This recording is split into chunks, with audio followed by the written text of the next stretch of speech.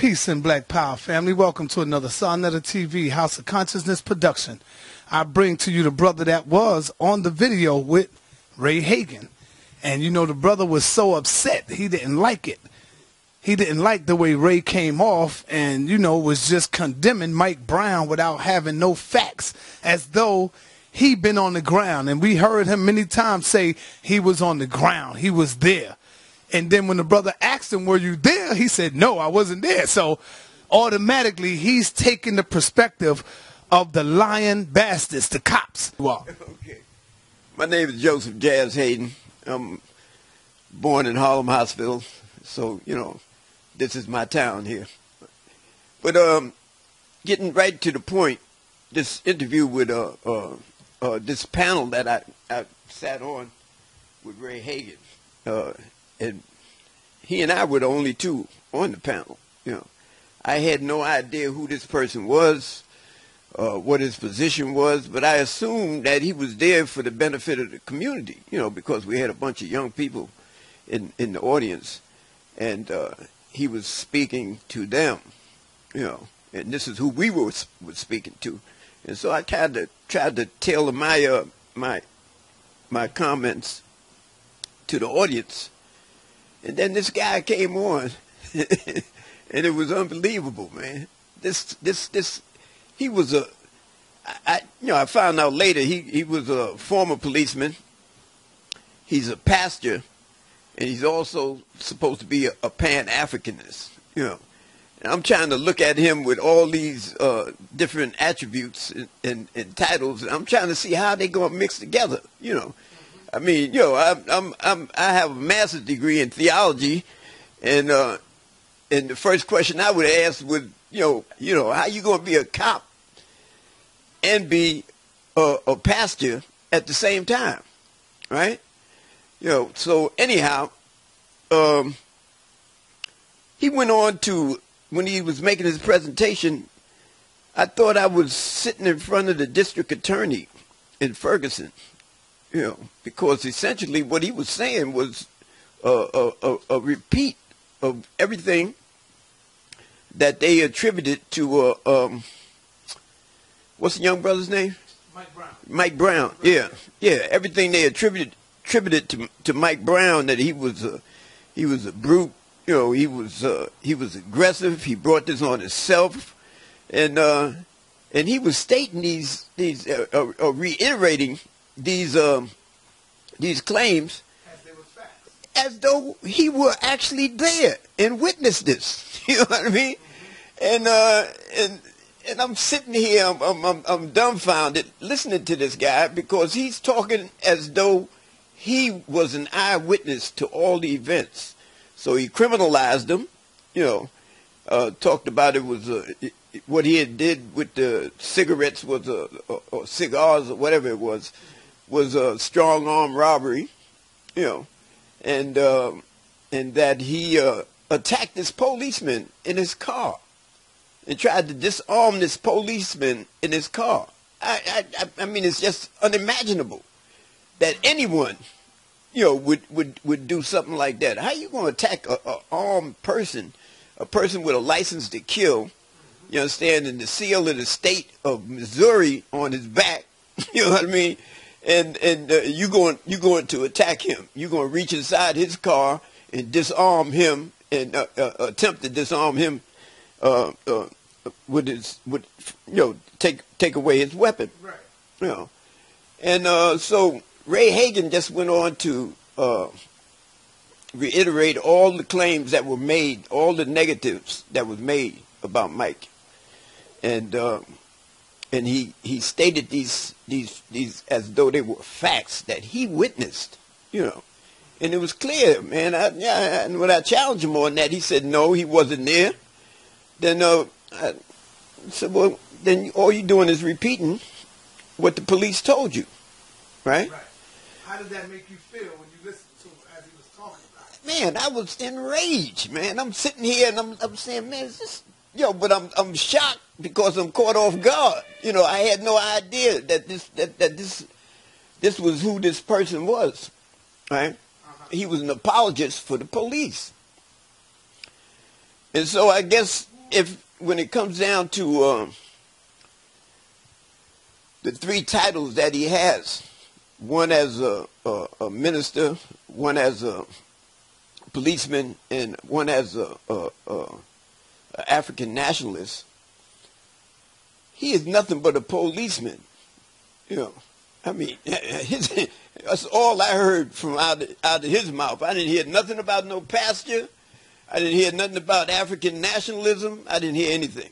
You know, all I heard was a policeman sitting right next to me in the chair next to me and giving the law enforcement position on this, you know.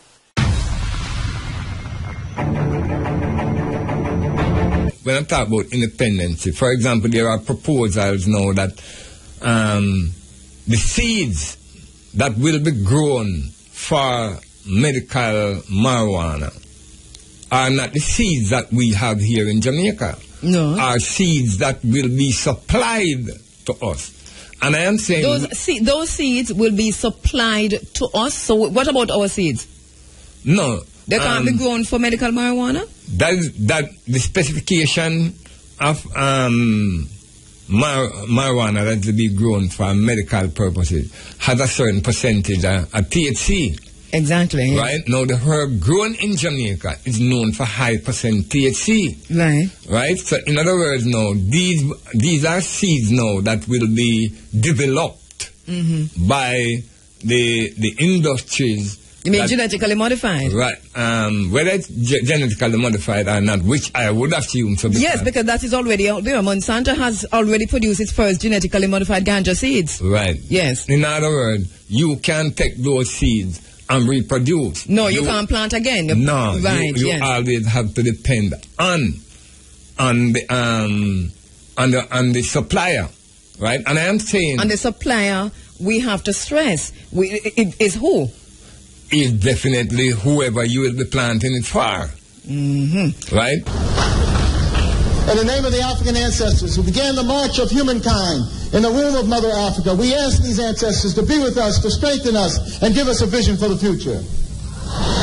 In the name of the African ancestors who began the march of humankind in the womb of Mother Africa and marched down the Nile, laying the foundations for human civilization and culture, we ask these Africans to be with us, to strengthen us, and give us a vision for the future. In the name of these African ancestors who built their pyramids and their temples to their God concepts, to their principles, and to their moral values, who left us a legacy of architectural and monumental building unparalleled in the history of the world, we ask these ancestors who built the pyramids, who built the temples, to be with us, to strengthen us, and give us a vision for the future. We ask these African ancestors who took this African culture and extended it throughout Africa, building the stone cities of Zimbabwe, building the empires of the Sudan, Ghana, Mali, and Songhai, building the Swahili city-states along the east coast of Africa, and in Christian Africa asking King Lalibela and giving him the courage to build the 12 churches of Lalibela from the ground down, monuments to the world. We ask these Africans who spread this culture to the Dogo and to the Akan and to the Yoruba and to the Bankango and to the Zulu. We ask these Africans to be with us, to strengthen us, and give us a vision for the future. In the name of the Africans who opened up Africa, opened up the Nile Valley to other cultures and other peoples, and they came in and nurtured themselves on the African greatness. First coming in early with the ancient Hebrews, and they synthesized this culture and produced Judaism. Later coming in were the Christians, and they synthesized this culture and produced Christianity. Coming in were also the Greeks, who took the African culture, synthesized it, and produced Greek civilization. And then later, the Prophet Muhammad, and with the Arabs coming into the Nile Valley, they synthesized the culture and produced Islam. We ask these African ancestors, who as part of their legacy laid the foundations for Judaism, Christianity, Islam, and Greek civilization, to be with us, a vision for the future. We ask those African ancestors pulled out of Africa, taken to the hells of North America, South America, the Caribbean, maintaining the spirit of African humanity in their hearts and in their minds, and who left us this enormous legacy of struggle.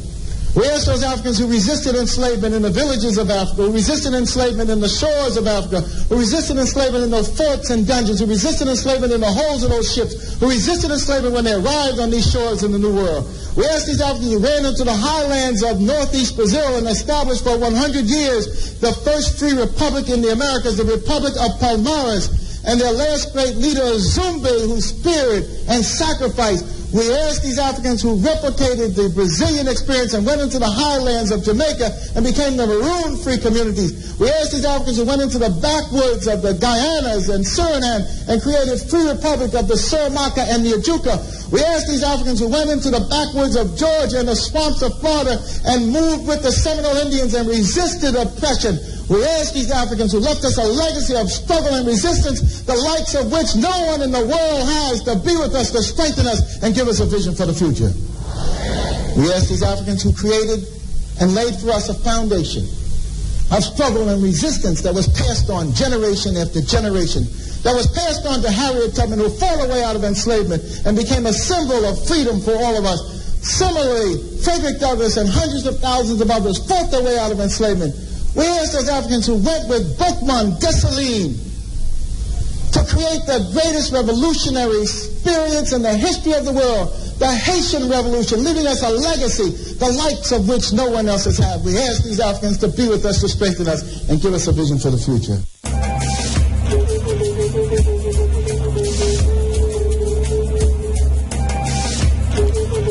Speak truth to the people. To identify the enemy is to free the mind. Free the mind of the people. Speak to the mind of the people. Speak truth.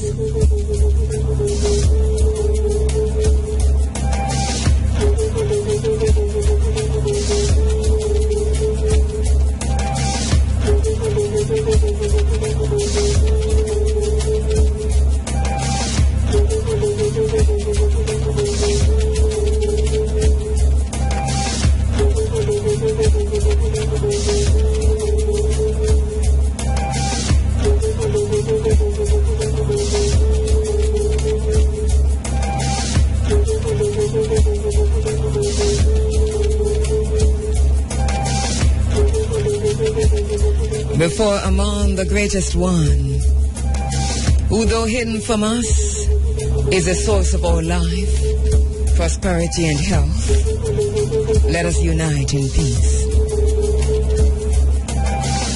Let us heed the call of our ancestors, and let the African spirit unite us as we attempt to continue the struggle, confident that we will conquer. A lucha continua, abertura is certa.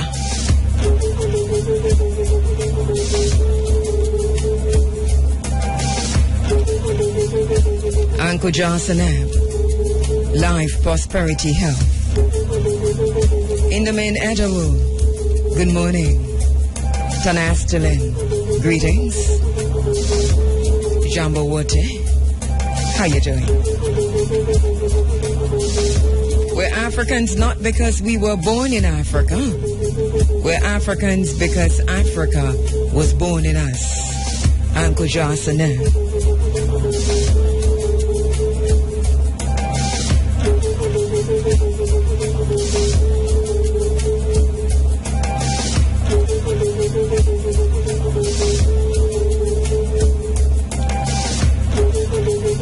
The struggle for African liberation continues.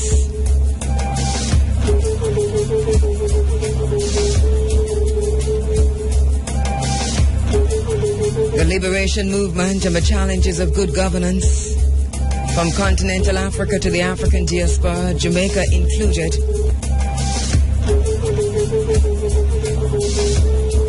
continue the fight for full freedom.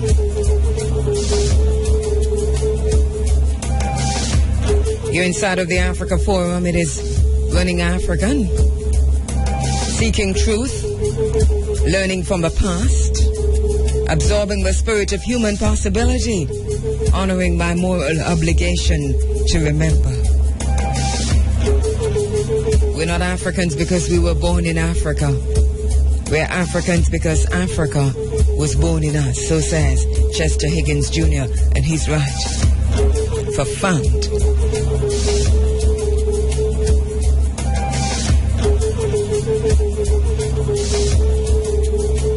Welcome to this space, this Pan-African space. Hotepsnet, Pinsanu. Peace be unto you, sisters and brothers. Welcome to the space in which we are not afraid to claim our African identity.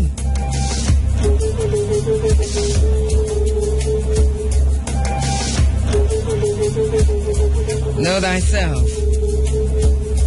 Know thyself. Know thyself, and thou shalt know the natural.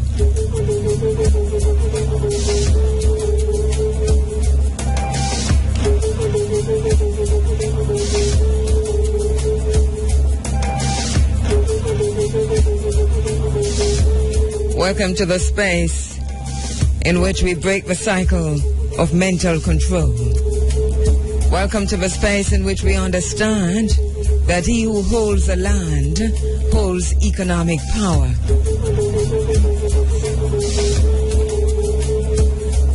Welcome to the space in which we understand that deception is a state of mind and the mind of a state. Welcome to the Africa Forum.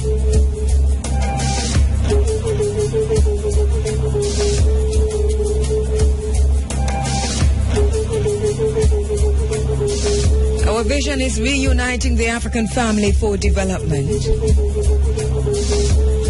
Our mission includes blazing new paths towards Africa's rendezvous with destiny, bearing witness, demanding change, crafting an African-centered agenda for change and development, honoring my moral obligation to remember. As Mwalimu Marcus Messiah Garvey says, always try to look beyond the present by calling upon your past experience when you're looking at the future.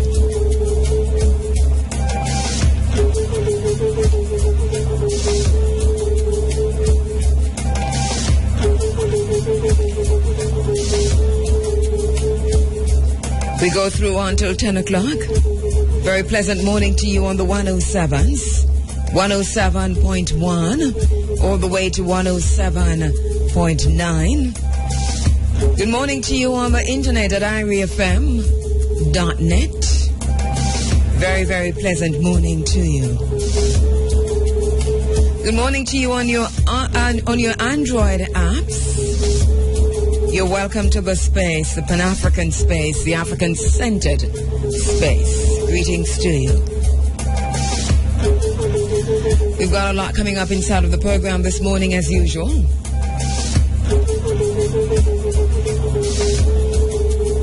Going to be talking about Monsanto and GMOs and the march against Monsanto. The global march against Monsanto is Saturday, May 23. And globally, those who are advocates for truth, for rights, for justice, for equity, for equality are standing up against Monsanto, genetically modified foods, and the big corporations that are engaged in food terrorism and food colonization, the new colonization. So the march against Monsanto is March 23, that's Saturday coming. May 23. And we're marching here in Jamaica. Going to be telling you about that right here in Oterias. In the Roaring River watershed area, as we bring attention to that area. But marching from Laughing Waters, another part of the watershed area, past Fisherman's Beach, all the way into Oterias, the Oterias Clock Tower. And that's happening from 10 a.m. on Saturday, May 23. Also, we start our I'll continue our feature on China, but with a very, very special element to the feature this morning. Leveraging China, leveraging Jamaica, leveraging China-Jamaica relations.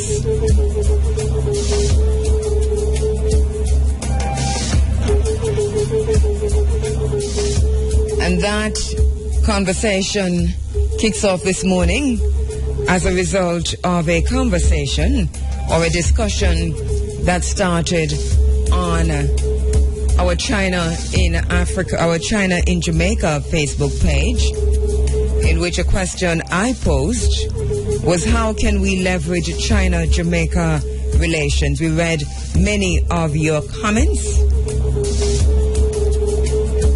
and the comments from our brother Kwame Pianke, based in North America. We're going to be going through this morning. We're going to be joined by Kwame Pianke on the phone lines later on this morning to go through his suggestions, which we found very insightful. And so that will happen around about 7 o'clock this morning. Leveraging China-Jamaica relations.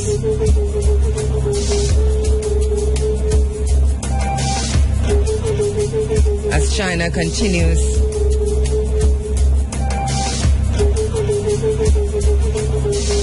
its inroads into the Caribbean,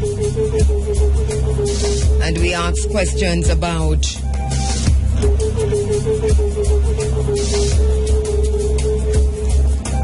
settler colonialism, partnership,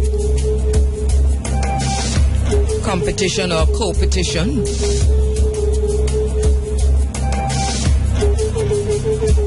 and because we feel that as individuals and as a part of civil society, we do have a stake in calling to order and in bringing to attention Jamaica-China relations, whether it's issues of migration, labor issues, environmental issues, settler colonialism issues. So, leveraging China-Jamaica relations this morning at 7. And as we talk about GMOs this morning and look ahead to the march against Monsanto, the global march against Monsanto, I'll be joined in the studio by my sister Tendai Fudel, Pan-Africanist, farmer, community activist and business owner, Kimani Fudel, karate instructor and farmer. And on the phone lines, former president of the National Consumer League and anti-GMO activist Carlton Stewart. Also, we'll be stopping this morning for a quick look.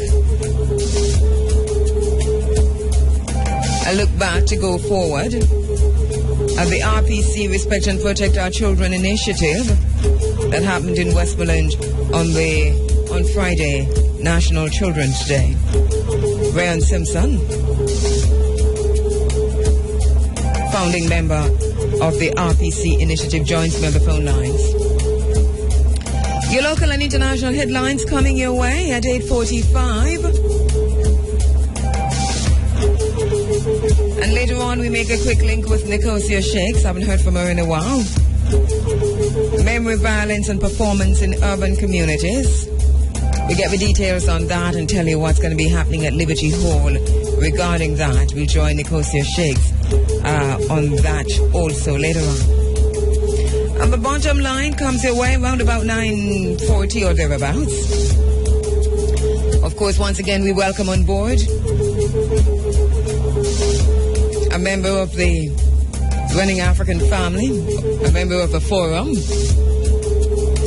and once again a sponsor, Adwa Nutrition for Life, a health food store located at shop number 42, City Center Mall, and shop number 2, Westgate Plaza, Montego Bay. Adwa Nutrition, let your food be your medicine and your medicine be your food.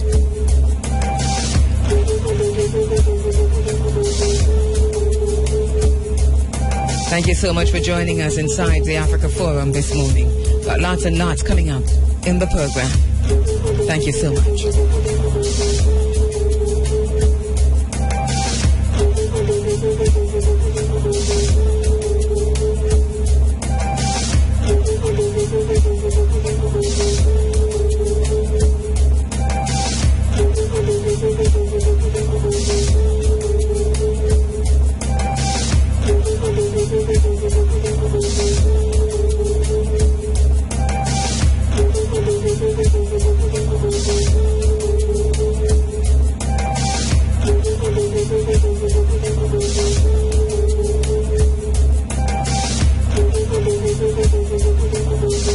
Hide nothing from the masses of the people. Tell no lies. Expose lies whenever they are told. Mask no difficulties, mistakes, failures. Claim no easy victory.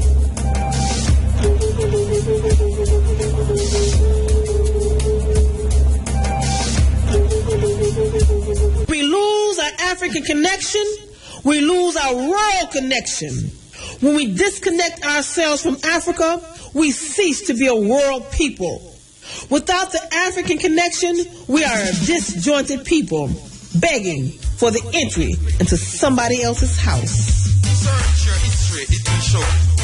If you know not from whence you came, you are doomed to live in shame. Great kings of Africa, rulers all around. They were mighty, brave and strong, so everybody has died. In Africa, yes I did. In Africa, oh, yeah. In Africa, yes I did. In Africa, oh, yeah. Now let no one fool you. Great was Shaka Zulu. The British army never did see such a fierce warrior as he. In Africa, yes I did. In Africa, oh, yeah. In Africa, yes I did. In Africa, oh, yeah.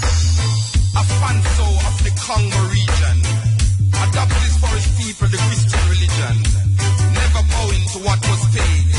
Unite his people against the slave trade. In Africa, yes I did. In Africa, oh, yeah. In Africa, yes I did. In Africa, oh, yeah. Akhenaton, the first man, tell that the God is one. Carve the theology that men could see, that the Almighty was no mystery. In Africa, yes I did. In Africa, oh, yeah. In Africa, oh, yeah. In Africa, in Africa, yes I did. In Africa, oh, yeah. In Africa, yes I did. Hey, hey, hey, hey. All the Africans now come. Hey. All I tell you, don't walk, run. Not to rule you, oh, kingdom. Yeah. See Shaka Zulu on the corner. In the area. When the wicked them a lick shot. In the rough, get the lick it back. In Africa, yes I is. In Africa, oh, yeah. In Africa, yeah, yeah. Oh, yeah. Now the King of Kings, Haile Selassie, was invaded by the fascist Mussolini. If the world had listened to this little man, World War II might have never begun. In Africa, yes I is. In Africa, oh, yeah. In Africa, yes I is. In Africa, oh, yeah. Yes, Africa had great kings and queens, you should know. Search your history, it will show. If you know not from whence you came, you are doomed to live in shame. Yes I is. In Africa, oh, yes. In Africa, yeah. In Africa, oh, yeah. Hannibal, yes, he was bold. Took his army of elephants through the cold. Through the Alps his army came, confounding enemies, putting them to shame. In Africa, yes I is. In Africa, oh, yeah. In Africa, Africa, Africa. In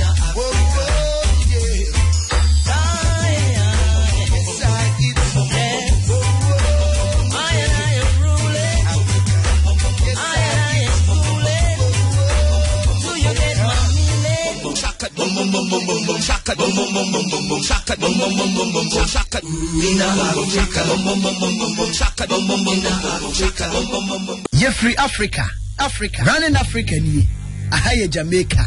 So what take kaka say boso kadia e wo Ire FM.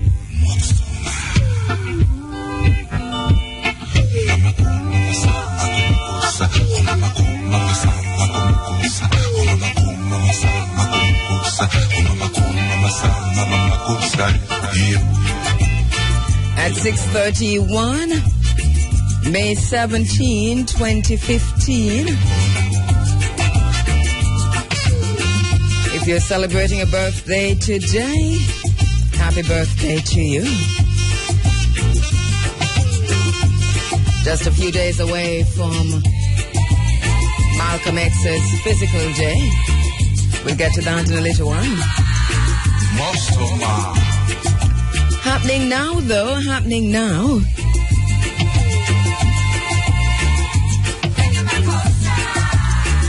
The Kheru Criminal Court referred on Saturday Egypt's ousted Islamist president, Mohamed Morsi, to the Grand Mufti to consider handing him the death sentence for escaping from the Wadi al-Noturan prison. The court also referred 105 other defendants to the Grand Mufti to consider handing them the death sentence, and we understand that Mr. Morsi is indeed sentenced to death. In a separate espionage case, the court referred 16 defendants to the Grand Mufti to give an opinion on sentencing them to death. The defendants include Brotherhood Deputy Supreme Guide and Brotherhood leaders, among others. Interesting development coming out of Egypt.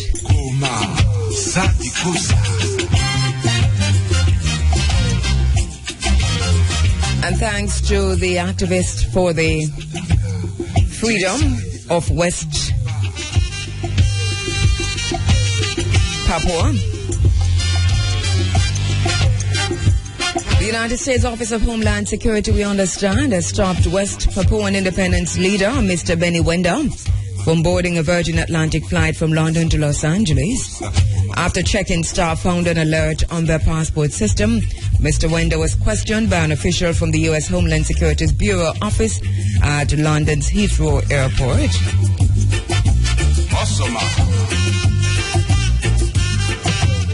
Mr. Wenda told the official, and I quote, "I am a human rights campaigner from West Papua.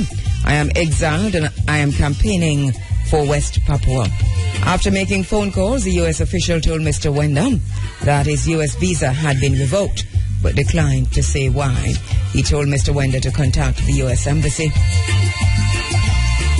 The human rights campaigner was issued the 10-year business visa in October 24 and has already made one visit to Congress staff on Capitol Hill in Washington using it. He was set to embark on a speaker tour of California and Hawaii at the invitation of U.S. groups supporting the Free West Papua campaign. Pending an explanation from the U.S. government, the busy 2-week schedule of events is moving forward without Mr. Wenda. Free West Papua campaigners in California are now even more determined, they say, to raise a voice that Indonesia seeks to silence.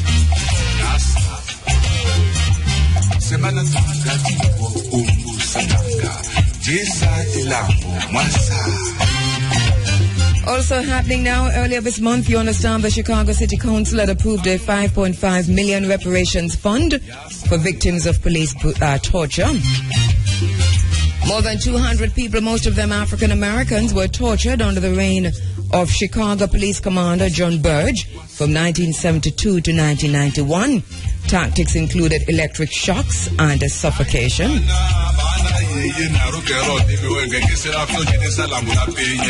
The reparation package will provide free city college tuition for victims and relatives, counseling services, a memorial to victims, inclusion of Burge's actions in the school curriculum, and a formal apology.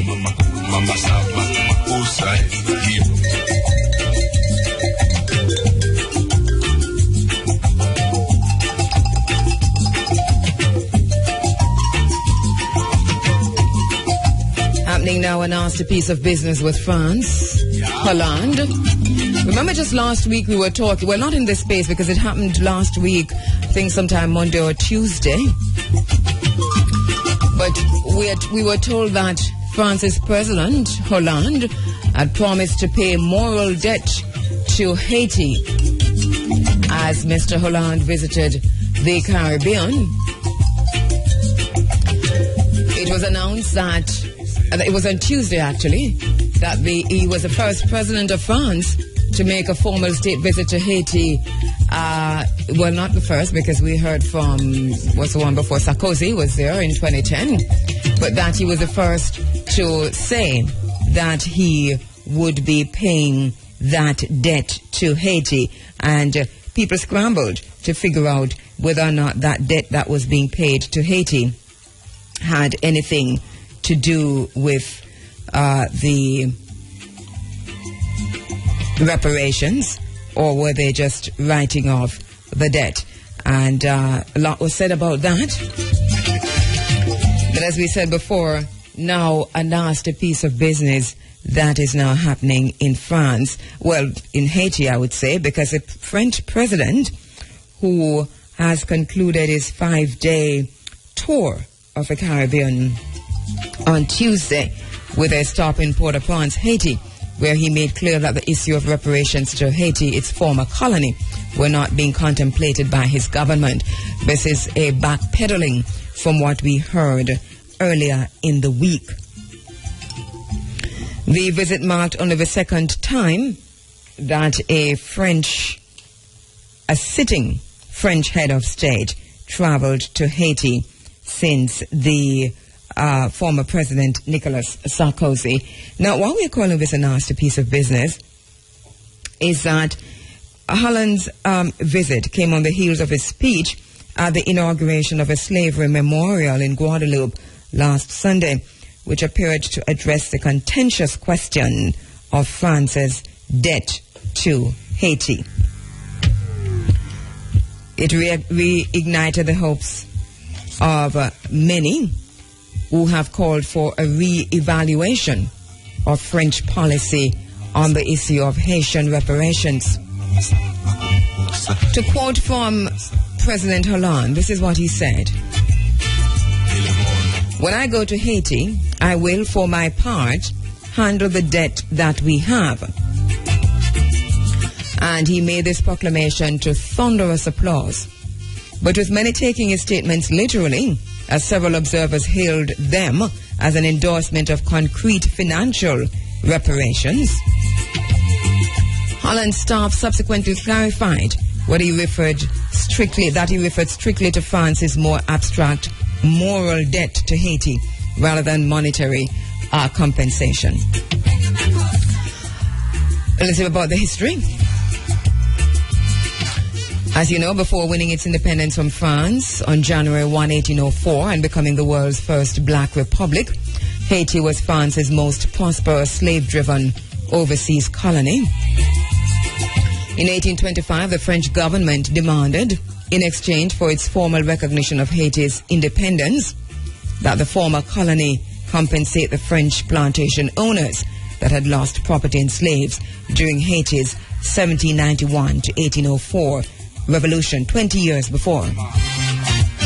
Significantly, slavery had already been outlawed in France for years by that time, which called into question the legality of Paris's reparation proposal from the outset. Even so, the Haitian government was eager to acquire diplomatic legitimacy and agreed to cover the debt. The so-called independence debt that France extracted from Haiti amounted to around 90 million gold francs, $18.9 billion, which was 10 times the young country's annual public revenue in 1825. This crippled Haiti's economic growth for well over a century and enriched the French banks that helped finance Haiti's regular debt payments. Though the burdensome debt was and still is widely regarded as morally and legally illegitimate, Haiti paid off the full sum, along with the substantial accumulated interest it owed to French lenders by 1952. Since then, there have been repeated calls by many, including Haiti's ousted former president Jean-Bertrand Aristide, for France to begin repaying billions in reparations to its former colony in order to atone for the unjust independence debt and aid Haiti. More recently, a joint statement from the Office of International Lawyers and the Institute of Justice and Democracy was also supportive of financial reparations. You'll recall that France passed a 2001 law that formally characterized slavery on the state of humans as crime against humanity, acknowledging France's own historic involvement in the atrocious slave trade in the process. But while the French government cancelled Haiti's outstanding debt after the horrendous 2010 earthquake, which then stood at $81.2 million, it has steadfastly resisted proposals for reparations to Haiti for years. And then we had President Hollande making that declaration in Guadeloupe, and the world standing up to say this is a step in the right direction, very, very late, but a step in the right direction nonetheless. Louis-Georges Tin, president of the Representative Council of Black Associations in France, said, and I quote, "Haitians, they're laughing at you. This about face, which is an insult to you, which is an insult to all of us, is unbearable because everyone heard correctly what Mr. Hollande said." And he continued, "Do not let France steal from you a second time. It is up to you to say this loudly and clearly." And Franz Duval, editor of Haiti's main newspaper, expressed similar disappointment, blaming Haiti's independence debt for strangling development and hindering the evolution of Haiti. As a matter of fact, the paper said, the moral debt that is owed is for having enslaved the blacks who were uprooted from Africa to transform every drop of their sweat and blood and each parcel of land on Saint-Domingue, which is now Haiti, into wealth for Paris. For this moral debt, Haiti does not seek compensation. We agree that it is irreparable. We leave it to be a stain on the civilized world. We're not hearing much from the Haitian president. He has been less forceful on the issue of debt repayment. He has said that while Haiti had not forgotten the past, the country now needed services more than any amount of money for people to fight over. Oh boy. Meanwhile, Hollande has pledged $145 million over the next 5 years on development projects in Haiti, which will include spending of $56 million in education. In contrast, a commitment in 2010 by Hollande's predecessor and former French President Nicolas Sarkozy to provide $340 million in post-earthquake aid to Haiti had never materialized. They barely gave Haiti or provided $25 million to help with Haiti's reconstruction. Haiti, I'm sorry.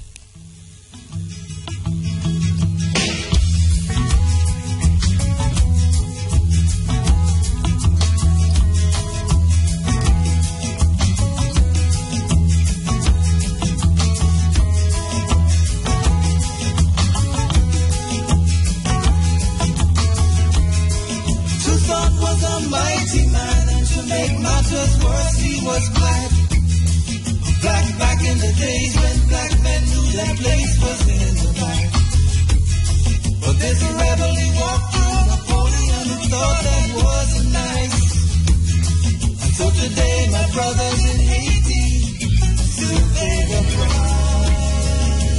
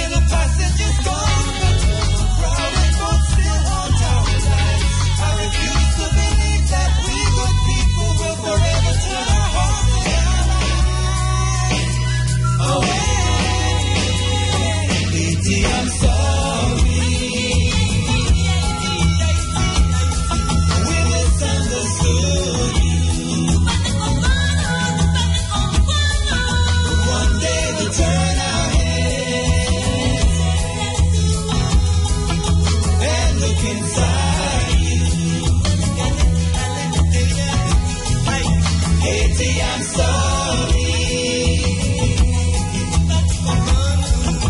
Haiti, I'm sorry.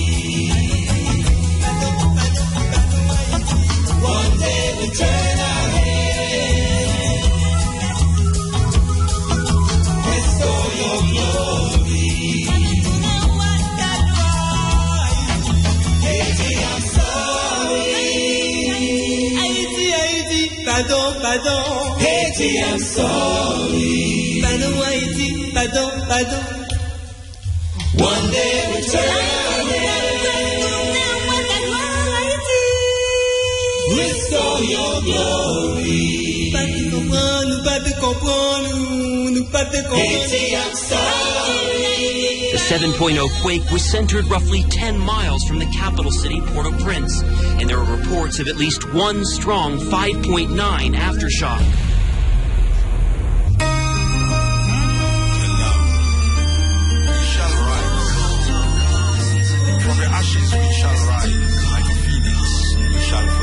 Hear the calling, listen to the voice within. Hear the calling, never doubt the message it brings. Hear the calling, so many need you. Take that small first step to help someone in need of good. Hear the calling, don't ask for reasons. Just accept the choice, he knows what you can be. Hear your calling,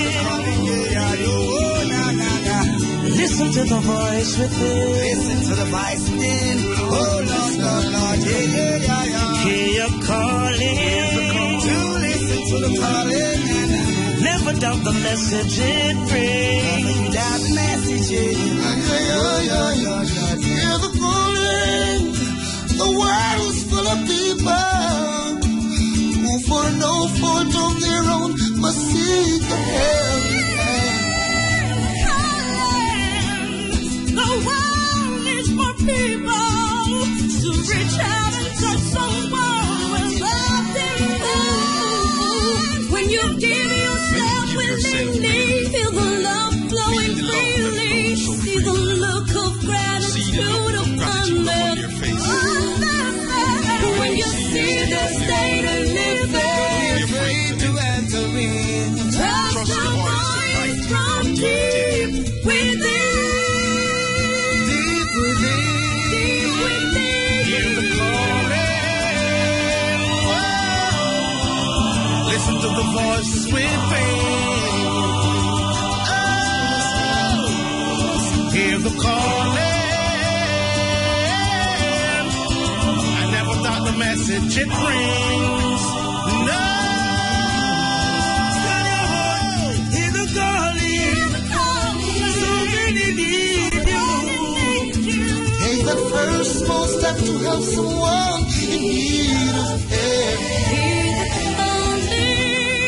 Don't ask for reason. Just accept the choice and know what you can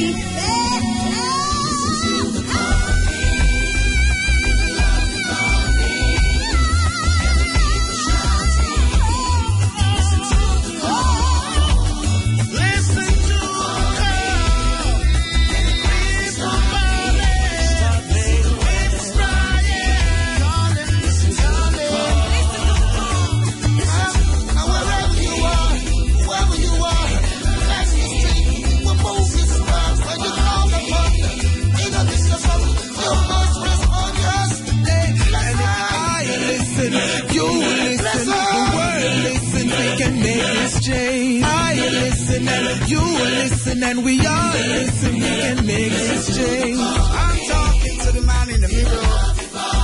I'm talking to the man in the mirror.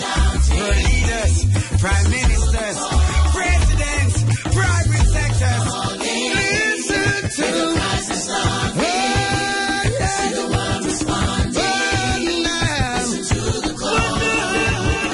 Listen to the calling. Listen to the pain that hurts.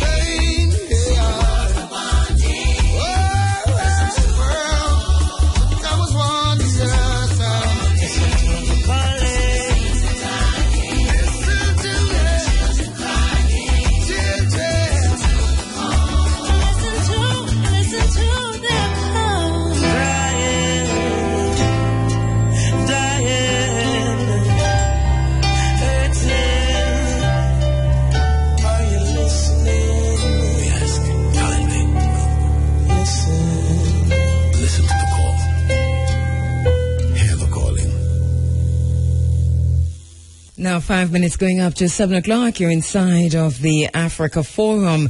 It is Running Africa. And still to come, we're going to be talking about Monsanto this morning and the march against Monsanto inside of the program. Stay with us. You're free Africa. Africa. Running Africa ni. Ahaya Jamaica. So what take Kakase Bosso Kadia? Ewo Ire FM. Mama Yokoda, Mama Yokoda. Oromi, Mama Yokoda. Oromi, Mama Yokoda. Oromi, Mama Yokoda. Oromi, Mama Yokoda. Oromi, Mama Yokoda. Hey, Mama Yokoda. Oromi, Mama Yokoda. Hey, Mama Yokoda. Oromi, Mama Yokoda. Switching gears for now and for the rest of the morning. The music you'll be hearing inside of the Africa Forum will be Afro-Cubana, Afro-Cuban rhythms, rhythms of Santeria, chants to Oshun, Eligible Chango,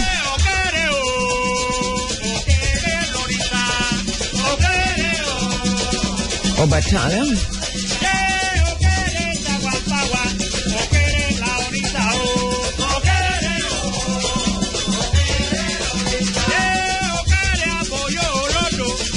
by the way, in focus now, Malcolm X's Physical Day declared an international holiday. Without education, you're not going anywhere in the world, Malcolm X once said. So on Tuesday, grassroots activists from throughout the tri-state area in the United States will commemorate the remarkable legacy of one of Harlem's greatest advocates of black people to be a self-determining community. A number of local events have been scheduled for May 19 to acknowledge a 90th anniversary of Malcolm X's physical birth and the 50th annual cycle of an exclusive cultural ceremony commemorating his legacy. Beginning Tuesday morning, Malcolm X's Organization of Afro-American Unity will sponsor the annual pilgrimage to where he and his wife Betty's bodies are interred, Ferncliff Cemetery. The program has been going on for every year since 1965 to the present. This is to the present. That is according to Professor James Small. And just for a little bit more information, there is a forum. There's a forum planned. What can today's black leaders learn from the leadership of Brother Malcolm X? Speakers Brother William Sales, educator, activist, and scholar. Ilasa Shabazz, author and daughter of Malcolm X. And this will be at Dr. John Henry Clark's house, 286 Convent Avenue. And this is in Harlem, New York City. It's today, starting at 3 p.m. Also in focus now,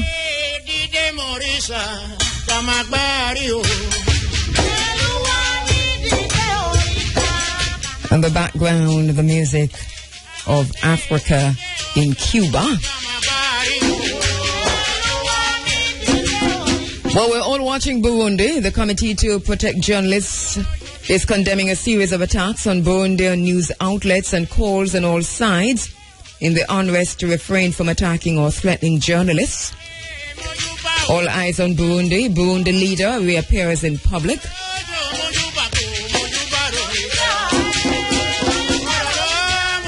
An attempted coup or a coup happened in Burundi last week.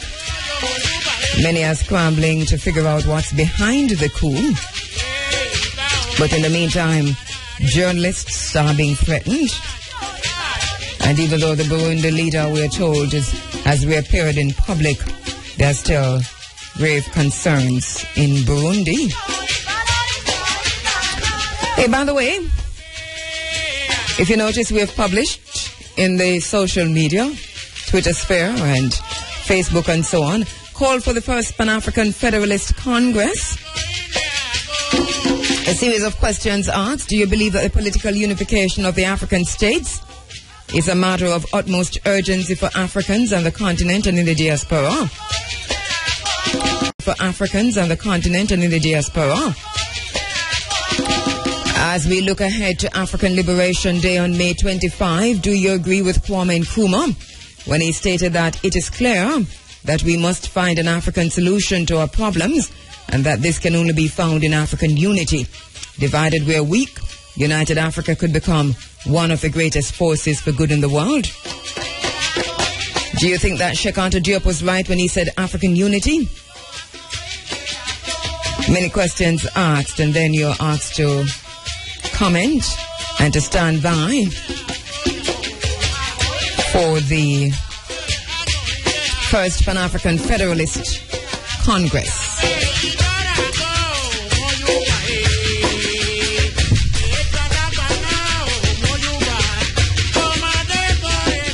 Once again, the music you're going to be hearing for the rest of the morning will be the music of Africa in Cuba.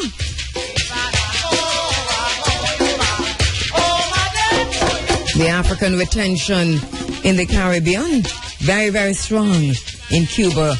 The music of Santeria.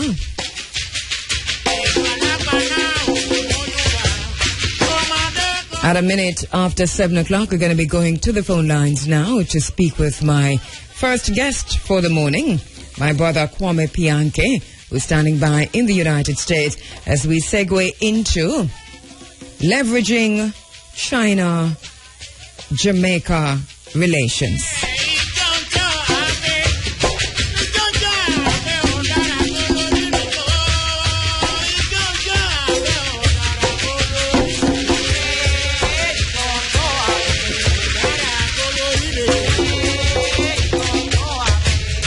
In India, they're talking about leveraging China-India relations for global dominance. Leveraging China-India relations for mutual advantage. Here in Jamaica, we're just saying, how do we leverage China-Jamaica relations? I posed that question on Facebook and in other social media 2 weeks ago. And I've been reading your comments here. Kwame Pianke, my brother in the U.S., responded also, and we're going to be linking with him right now as we go through the very poignant and substantial and in-depth points he made about how we leverage. We're asking, what are the long-term consequences for Jamaica, for example, as we look at land and the land deals, especially the Roaring River watershed and Laughing Waters watershed areas?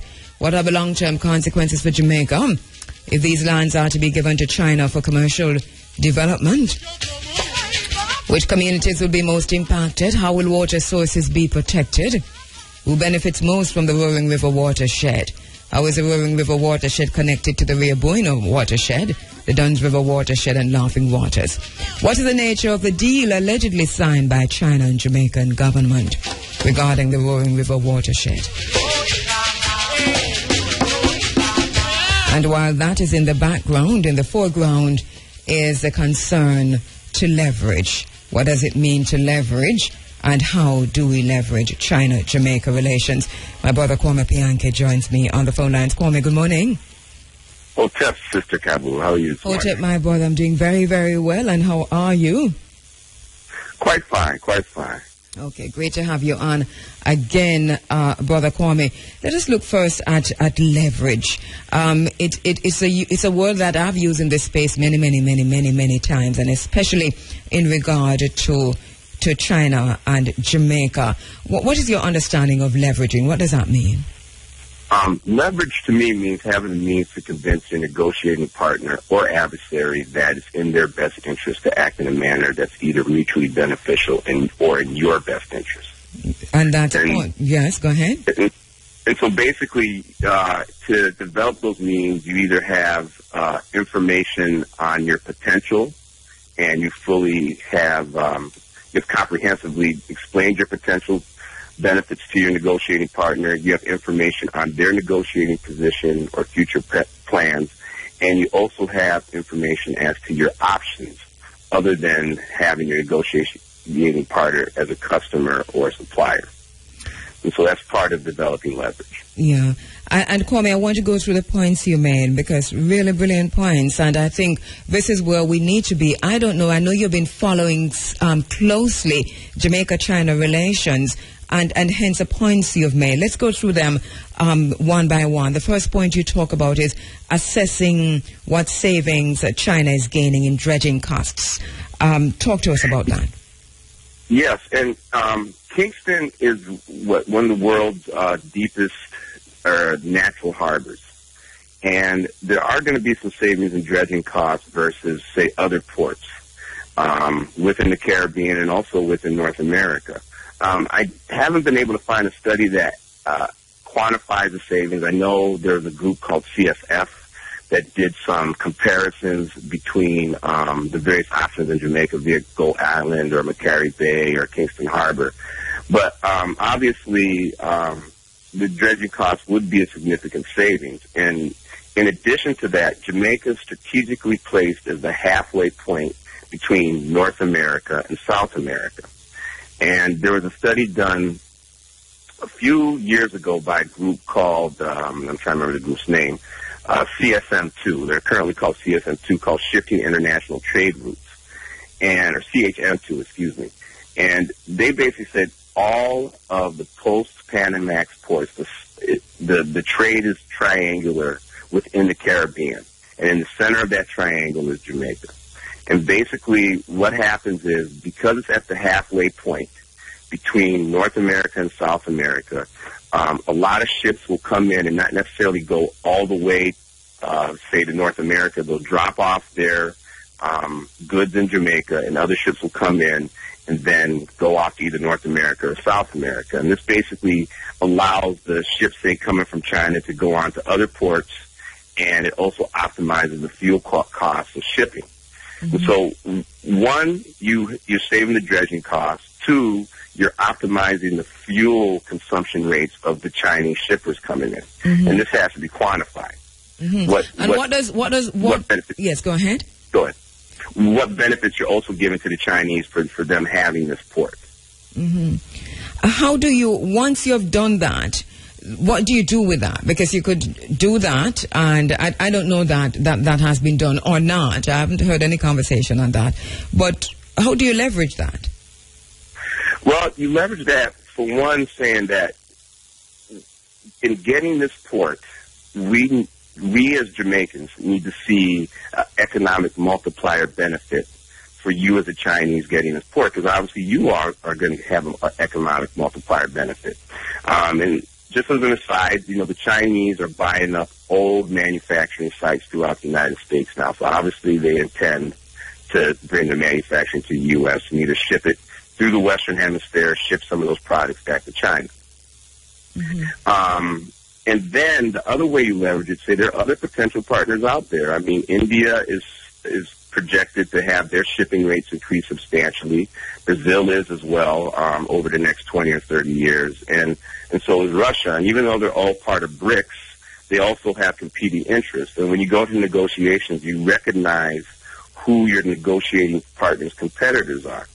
Mm-hmm. And you also try, not so much play one off against the other, but you recognize, you establish to your partner that you may have better options. Do you get the impression from, and as I said earlier, I know that you've been watching this closely, do you get the impression that this is being done at the negotiating table? We know so little. Do you get the impression that, talking about quantifying the savings from the dredging costs, talking about the cost benefit, assessing and quantifying the cost benefit over several decades, as you have said in point 2 of its geostrategic location as crossroads in a trade route, you have just delineated that for us. Do you get the impression that is happening? No, not at all. Not with the potential to give away the Roaring River watershed. I think there's an air of desperation from what I see in the way the government negotiates with China. I'm not necessarily seeing local contractors, from what I've observed from afar, getting awarded contracts or subcontracts for China Harbor. corporation. Because again, why are you bringing China in? It should be to benefit your local economy, and I'm not seeing that leverage being employed. So no. So I guess the short answer is no. And I know we've been through this, but I'm going through your points one by one and two, and then just to wrap up on point 3, you say with 1 and 2 is a minimum cost benefit that the country is providing China. Any infrastructure proposals made by China should bring about demands by Jamaica to have local African Jamaican businesses as subcontractors for these potential projects, with the implication that China may not reap the benefits of 1 and 2 if the masses don't benefit from the economic multiplier effect of these projects. I really like that, and this is what we've been talking about, because to me it's a brilliant way when we're talking about mutual advantage, beneficial, what is beneficial in negotiations with China to Jamaica. And I think you've really put your hands on some concrete issues that Jamaica can really sink their teeth into when negotiating with China. But there seemed to be this kind of fear. We're not seeing that kind of fear with India, for example, which is meeting with China this week. Why do you think that is so? One, India has the carrot of a fast-growing economy for China. 2, India has a large population. 3, India has a highly technically competent populace. So, and number 4, India has demonstrated to China. I saw an article on Modi's visit to China, where they demonstrated to China that they have options other than dealing with China. They said the U.S., and they mentioned some other countries, Russia, and I forget what the other countries were mentioned in that article. Yes. So basically, they are doing what you should do in negotiation. You should be affable and friendly, but you should not be afraid to present your points and your red lines in these negotiations.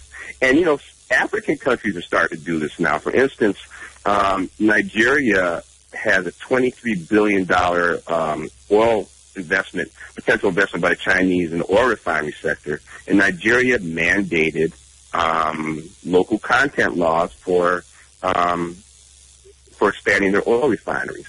And this legislation was based on what Brazil has done by giving fiscal incentives to expand local content in their oil industry.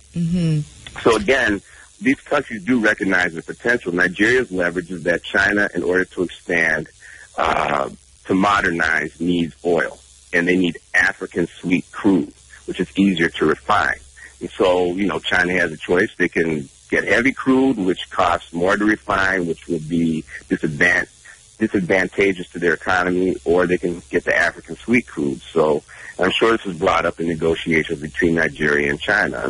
For instance, Zimbabwe is saying that indigenization laws still apply to the Chinese when they come in for foreign direct investments. And then, to me, the best example, frankly, is Ethiopia. Ethiopia is becoming the manufacturing powerhouse of Africa now. And in fact, the local car producer there, called Nesfen Industrial Engineering, has signed a joint venture to build cars with the Chinese company Geely in Ethiopia. And this is how you have technology transfer. And for instance, me working in the automotive industry in the United States, when the automotive industry rushed to go into China, the Chinese had a requirement that if you're a BMW, if you're a GM, if you're a Ford, that they would have to own more than 50% of the joint venture. That's the way it works in China. So basically, when you come to the negotiating table, you need to talk to the Chinese and say, we want the same things that you wanted when you all were developing. What's interesting that you mentioned Nigeria, and I understand the point you're making, but Nigeria also has another problem on the flip side, which is that in Kheru, for example, the textile industry has all but been crippled by Chinese manufacturing, and so that, you know, cloth making in Nigeria is now owned by China, and so local businesses are totally in Kheru, totally, with the exception of one, out of business. And it seems to me that yes, they're leveraging on one hand, but on the other. So there needs to be a more multidimensional response when you talk about leveraging. Yes, I agree. And the multidimensional response isn't just from the government. It also has to be from the populace. The populace has to refuse to buy these cheap Chinese goods. And I think where you can have a private-public partnership between the government and the populace, education needs to go on as to what damage is going on to the economy by not using local Nigerian goods. You know, when you have the unemployment, when you have the economic strife, what does that produce? Does that increase crime? Does it increase social disorder? And so that has to go on. So there needs to be some sort of demonstration saying we are not going to buy these goods that are driving our local textile manufacturers out of business. And I know Ghana has the same challenges, too, with the kente cloth. Mm-hmm. Yes. The Ghana where Chinese manufacturers are driving the kente cloth manufacturers out of business. In fact, I think, ironically, during Kwanzaa time here in the States, you're seeing kente cloth made in China being sold here, and frankly being made from India being sold here in the States to celebrate Kwanzaa. And one of the things that, you know, a lot of people want to emphasize during Kwanzaa is that you have to buy black-owned goods. Support black businesses. Goods. So that you're saying, so that as individuals, we have a responsibility. But when it comes to bread and butter issues, as we're going to find out when we talk about GMOs, for example, you know, I sat in a meeting with the organizers of the March Against Monsanto on Thursday, and we're talking about public education. And what do you say to farmers? And what do you say to people who are facing harsh poverty when you get cornmeal and corn and soy and all kinds of products, whatever it is, that's genetically modified? Do you say your responsibility is not to buy? Look at the label and do not buy. In other words, at what point? Yes. Because, you know, I believe in the concept of total cost. Just because something's cheap on the front end doesn't make it more expensive on the back end. You know, it's kind of like an MBA term, as you know, Kabu. So basically, the total cost of you buying that GMO corn meal is that GMO increases the risk of you getting cancer, right? And so now you're paying the quantifiable cost of medical care and the drugs and all those sort of things, and the intangible cost of being sick, your family members being stressed out, your family members possibly being sick down the road.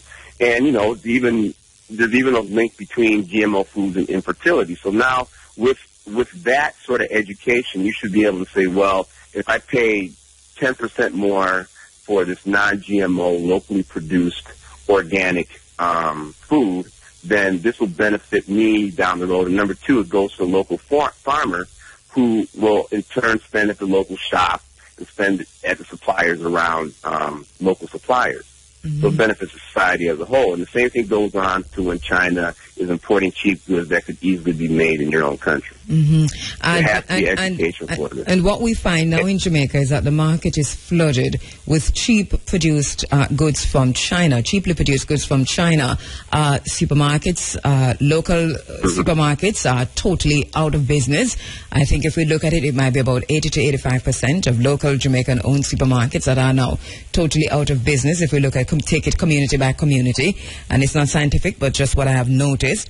And the manufacturing goods, I mean, coming in from China, competing at an unfair level with locally produced goods. So we have to talk about these when we talk about leveraging.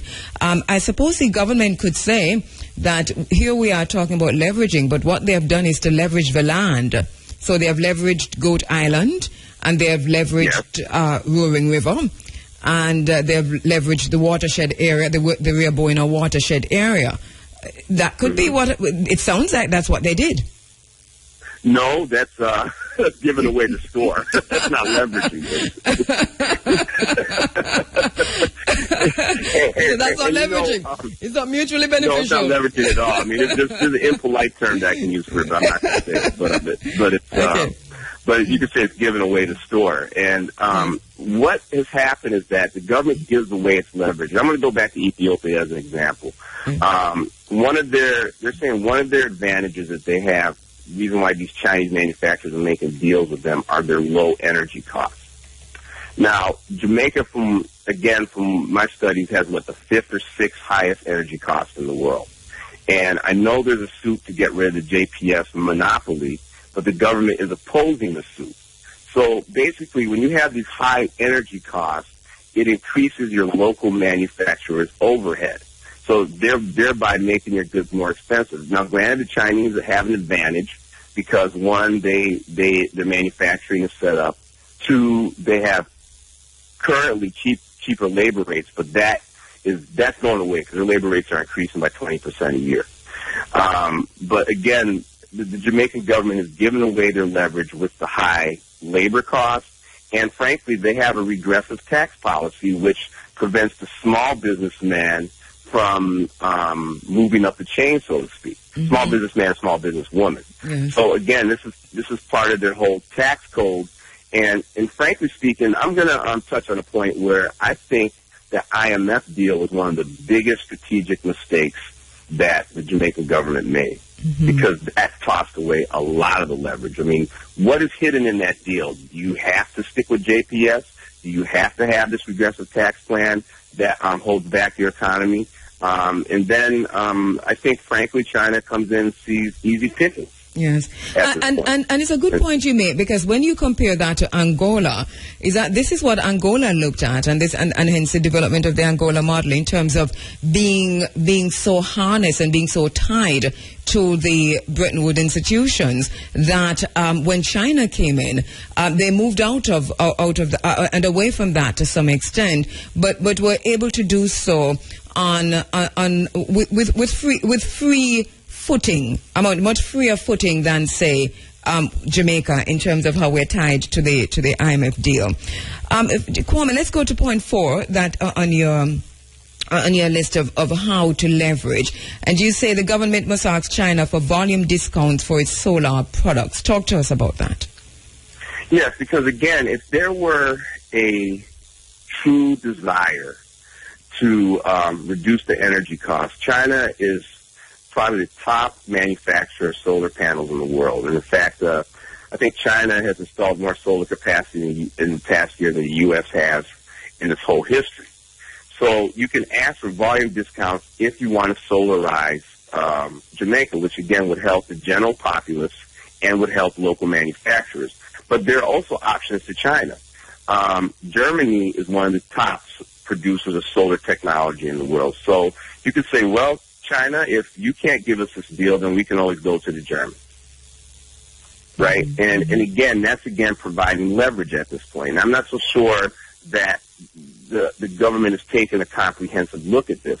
Now, on the public level, I know there are areas within the states and within other countries where people themselves are getting into these things called solar co-ops, where they can order these solar panels in volume, and again, you have the option of Chinese or German products. So if the government's not going to do it, what locally based grassroots efforts can do this, so people can get off of the JPS train? Mm-hmm. And then you say, finally, China is suffering from agricultural crisis due to pollution. Jamaica could offer to export a portion of its agricultural output in exchange for roads, trade lines to rural areas, and farm equipment. Can you develop on that a bit? Yes, and I'm going to give an example because I know this for a fact. A friend of mine who's a commodities trader, the Chinese had approached him about making a deal with the black farmers in the United States for them to export food to China in exchange for agricultural equipment. Now, unfortunately, the black farmers did not take up this deal, and then the deal went to white farmers in the United States. And I think the same deal could be made with local farmers in Jamaica in exchange for some mechanical equipment. They can export a portion of their produce to China, because China has, as I said, really poisoned their land, one through industrialization, two, they adopted what you would call the Green Revolution model, that was popular in the States from, up until now, or up to this present time. Now, granted, China's starting to back off that poisoning model, but at the same time, they have to reclaim their land. And so I think that that's a potential advantage to Jamaican agriculturalists. You know, once again, Brother Kwame, very, very good points that you have made, and really food for thought, because I think for once we're able to sink our teeth into some tangible ways in which, when we talk about leveraging, in which Jamaica can leverage its relationship with China. We are saying that we do not see this happening, and I think I agree with you, Kwame, because the land, I mean, Roaring River would not be a consideration if this was happening. Neither would Goat Island. So it seems to me as if there's something that's really totally off. And you talk about a level of desperation in Jamaica's negotiations with China. One comment on our Facebook page talk about, that, it was Jamaica that ran to China for assistance. I don't know that it was quite so. But this is a perception that people... Yeah. Yeah, I'm just saying that this is the perception that people have about our relationship with China. And then when we talk about our ambivalence in the relationship between China and Jamaica, I think there's also a misunderstanding there. We're ambivalent for one reason, in that we're looking on, and what we see playing out in front of us is settler colonialism, as opposed to a partnership.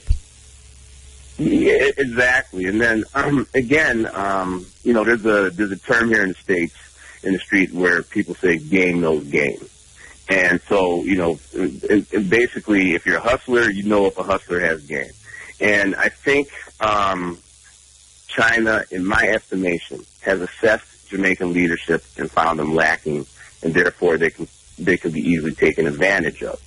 I don't think they necessarily see the leadership within the government as technically competent or as competent in terms of business practices. And like anybody, if somebody offers you a fruit for 2 cents, which should really be worth $2, then you're going to take it. And I think that is where, again, if you come to the negotiating table knowing your strengths, then you're better able to cut deals, and then your adversary or potential partner has more respect for you that way. We're going to leave it there. We see this playing out.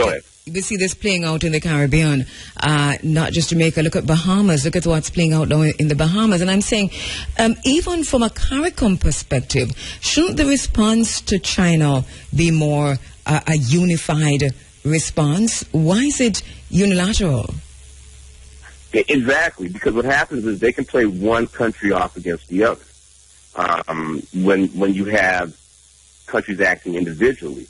And if you bring up the example of the United States, a lot of industrial companies relocated to the south from the industrial north by playing off one state against the other in terms of tax incentives. If you have a unified regional outlook, then they can't do that. You can cut a better deal. And remember, Jamaica is only 3 million people.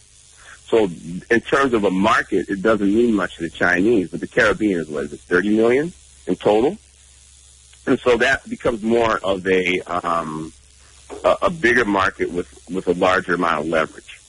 And so to me, that's the best way to cut the deal. But then again, if Jamaica's within a regional grouping, does it become a weak partner due to its fiscal structure, due to its economic structure, due to its crime level? And I know there's that competition and that look, say between Trinidad and Jamaica. So again, part of building up your leverage is self-repairing your own country and getting rid of some of the fundamental issues that hold the country back. And I'll hit on it again. I don't think the IMF deal helps at all Jamaica move forward. I agree with you, my brother. Thank you so much, Kwame Pianke. And you can find Kwame's comments on my Facebook page, China in Jamaica. It's there, and a lot there from you, Kwame. Thank you so much for participating so actively on the China in Jamaica page. We welcome that. Thank you, my brother. All right, do a Senate Kabu. All right.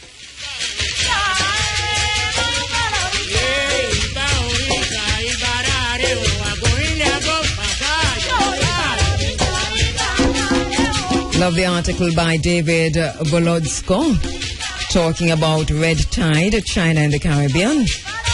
And it says, communist power is yet again perched at America's doorstep. Only this time, it may be for the benefit of all. China's growing presence in the Caribbean will only be a boon However, if it can learn to work in harmony with locals. They talk about the Colombian officials detaining Wu Hong, captain of a Chinese vessel, Dandan Shia, en route to Cuba. The ship's cargo listed as grain was actually 100 metric tons of gunpowder, 3,000 cannon shells, and 3 million detonators. Chinese Foreign Ministry spokesperson said, call it a normal cooperation in military trade. This was the Wuhan Chinese vessel, Dandan Shia, en route to Cuba, which said it was carrying grain, but was actually carrying 100 metric tons of gunpowder, 3,000 cannon shells, and 3 million detonators. A normal cooperation in military trade. America, of course, has its own sordid history in this situation. But thank you so much, Kwame. We're watching what's playing out in the Caribbean. We're watching what's playing out in Africa. To understand China and Jamaica, we have to go forward to Africa and look at China's engagement with Africa. I think it is incumbent on us to do so.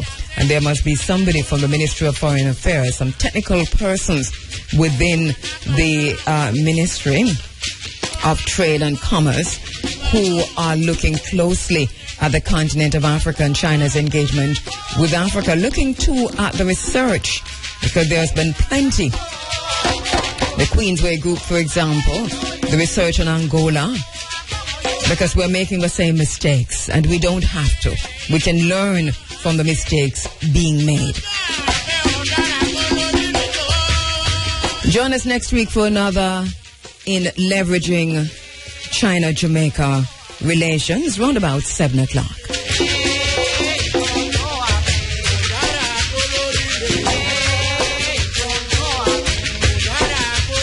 By the way, remember also, if you visit my China in Jamaica Facebook page, China in Jamaica, that's Facebook, you'll find some information there on the Indian Prime Minister Modi's visits to China. And I'm telling you, an article there from the Brookings Institute that is very thorough, breaking down every aspect of the China-India relationship and looking ahead to the meeting between the two countries this week. Bilateral trade, military, global energy engagement, and so much more there that we can read and learn from how India is going into this, how Indians are viewing this, and what China is thinking. It's all relevant to us, by the way, all relevant as we ourselves engage with China, the new emerging superpower.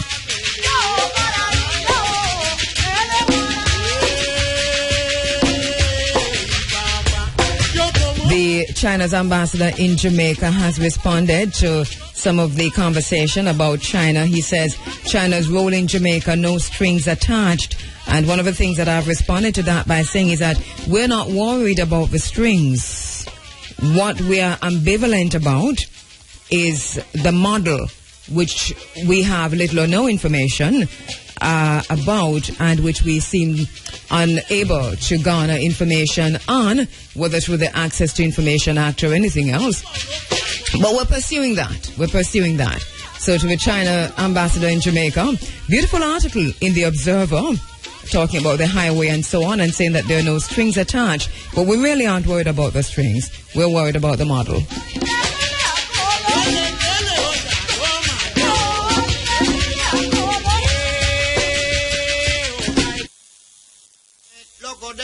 Agola guana moyo bao ibao rinda mao alano ye lokode agola guana moyo bao ibao rinda mao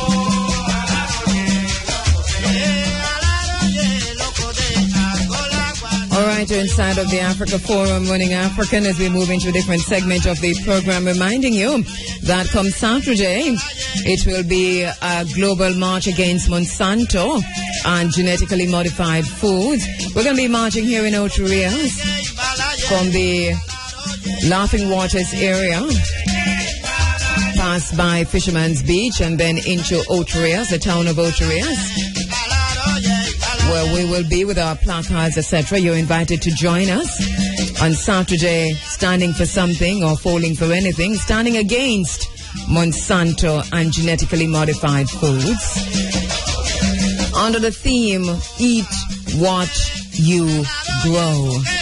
Eat what we grow. Joining me in the studio,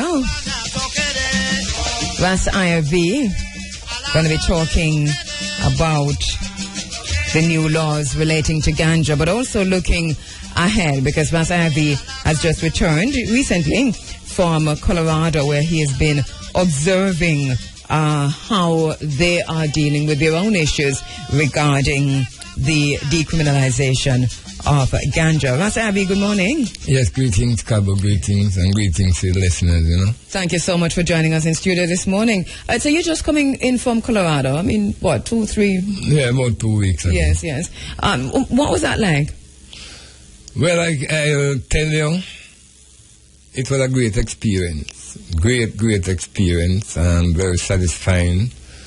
What I saw, all right, in the first place, I was there as an invited guest, you know, by High Times invited me to observe, to witness the U.S. Cannabis Cup. It started on the 18th and finished on the 20th. And it included, you know, in the U.S. they have this thing about 420. So they make sure that every year when it coming toward the 20th of April, they always have an event that is, you know, basically geared towards herb, marijuana, ganja, whatever they want to call it, you know. A lot of the attention is being focused on smoking herb. But what I saw in Colorado now was a very highly scientific approach to marijuana. I even have a book out there in the cabo. It named Marijuana Encyclopedia. These people study the herb from as far back as where you can know it, not just the historical, but the growing, the seed, the soil, everything.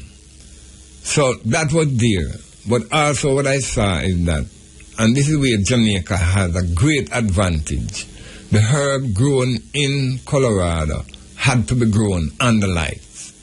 And growing it under light is a very expensive thing. It's a very expensive program. Yeah. But at the same time, in Colorado, you make money out of it, right? In Jamaica, it will be a whole different thing, because in Colorado, you can just stay in Colorado and make money. The CNN has been carrying a documentary on, you know, Colorado marijuana pot. But we've looked at that and really looking at the extent, and you have made the point at you know, how the ganja is grown. I find it very interesting, you know, because I'm trying to without going too deeply into it, and I think we need to figure out what does the Codex Alimentarius say about the growing, for example, of ganja for export, especially for medicinal uses, because I'm thinking that there is a standard. And that standard has been decided on by representatives of Monsanto and a whole, you know, slew of executives from big pharma and so on, big pharmaceutical companies. And so the question I'm asking is, what are we not being told? What is it that we do not know about the requirements for growing ganja for export, especially for medicinal use, which is what Jamaica is focusing on right now? Give thanks, Cabo. As you rightly say, the government is focusing on medical marijuana and the medical marijuana industry. As you might know, I am a part of the licensing board, right? Right, and we didn't say that, but for people who don't know, the medical ganja licensing board has been named, and you are one of the board members. Right. Yes. So therefore, my view in functioning on the board is that Jamaica must maintain its independence where herb production is concerned. But can you maintain your independence? being on the board? I'm just asking. Well, it's a question. It's a question to be proven, Cabo. Yes. Because you know I very uncompromising when it comes to the rights of the people. Yes. And I am not going to sit on a board and compromise when I see my people rights. Yes. Privileges and opportunities are about to be swept from under them feet. So I see you resigning from the board in short order. But I'm just saying that, Ivy. I mean the possibility is there. Yeah, you're just saying. All right, so you're saying Jamaica must maintain its independence, but Jamaica, in terms of how food and how medicine is produced, cannot be independent because Jamaica is signatory to Codex Alimentarius. There's no way. As a matter of fact, the chairman for Codex here in Jamaica told us just about 3 weeks ago that Jamaica's voice is all but nil. And Jamaica votes as a bloc with Latin America. And Latin America votes for the United States, is what we know. So how does that work? No, Cabo, this is where... with the United States, This is where our voices must be heard, you know. Oh, the people voices must be heard. There's no way where we can allow a company like Monsanto or any other company like that we know their aims and objectives, we know what they are doing. So we cannot afford, and that's why when I talk about independence, for example, there are proposals now that the seeds that will be grown for medical marijuana are not the seeds that we have here in Jamaica. No. Are seeds that will be supplied to us. And I am saying... Those seeds will be supplied to us. So what about our seeds? No. They can't be grown for medical marijuana? That the specification of marijuana that will be grown for medical purposes has a certain percentage of THC. Exactly. Yeah. Right? Now, the herb grown in Jamaica is known for high percent THC. Right. Right? So, in other words, now, these are seeds now that will be developed by the industries. You mean genetically modified? Right. Whether it's genetically modified or not, which I would assume. So yes, because that is already out there. Monsanto has already produced its first genetically modified ganja seeds. Right. Yes. In other words, you can take those seeds and reproduce. No, you can't plant again. No, right, you always have to depend on the supplier, right? And I am saying... And the supplier, we have to stress, it is who? Is definitely whoever you will be planting it for. Right? So this is where now, Cabo, our local industry is very threatened. Very, very threatened by these multinational corporations and companies and big people whose aims definitely we know is to come take over this industry. It's food terrorism and food control, global food control. But for me, and I'm saying food generally, because this is what Monsanto and the big Syngenta and herb is a part of it. And herb is a part of the whole thing, yes. Right. So, and that is, I'm going to just quickly put a plug in here to say that is why all ganja farmers need to march with us on Saturday, All ganja farmers must meet us at Laughing Waters with their placards and march with us to Otria Square, because the world is doing this on Saturday, standing against Monsanto, raising your voice. We're talking about eat what you grow, and grow what you eat. We also say use what you grow for medicine, right? Because this is where, and I hear you say this, IFV, that the Jamaica's ganja industry is under serious threat from these seeds now that will be imported. Now let me ask you, the importation of these seeds, what kind of protection would our ganja have from cross-fertilization and so on? In the first place, remember these seeds that will be given to you, cannot fertilize or pollinate, But then we destroy the crop, though. Right? No, because they're not going to send in the powder. They're going to grow in specific areas. So they're not going able to pollinate. I would want to look into that, IRV, but go on. All right. Yes. But the point is, when the farmer grow a crop, right, for the manufacturers. I mean, I talk about the nutraceutical manufacturer then. If he wants to plant the next crop, he will have to go back to this supplier, this manufacturer, to get back those seeds. Monsanto. Right. And I am saying, we have a UTech, we have a university. Our people have been cross-breeding herb seed and different seed from way back when. Right? So why is it now that, for example, the University of UTech, the University of the West Indies don't make it a point of them duty and go find these farmers and work with them in order that these farmers stay independent and produce the type of medical marijuana that these companies would want. So and your main concern out of all of this, I can hear how concerned you are in your voice. Your main concern, so that our listeners understand exactly what's happening, somebody who's in the heart of all of this. Your main concern is what, Ivy? My main concern is that the people who have paid the price, gotten the button licked, gone to prison, who have been in the industry years in, years out, who police and soldier and cutter come and cut him down today and him gone back tomorrow without anything, not even food, not even picnic and go to school. These people rights and privileges and opportunities must be protected if the government is serious about protecting the poor people and the people who have been in this industry over the years. What would it take to protect these rights? What would you want to see? One, there's a board, there's a licensing board. And this licensing board has to have guts in order to make sure that the criteria that is to be there for industries coming in, companies coming in, getting licensed, must work with the traditional ganja farmers, must work with the Rastafari and the grassroots people who have been in the industry. That is one step, because the licensing board is there. But I know that there are other agencies and entities can be developed if they are not there yet by the government to ensure and guarantee that companies coming in have to abide by certain rules and regulations. That is in the interest and benefit of Jamaica as a nation. Hold it there, Ivy. Let me take a quick break and come right back. We're talking about, generally, it's all connected, because in a little while we'll be talking about the march against Monsanto.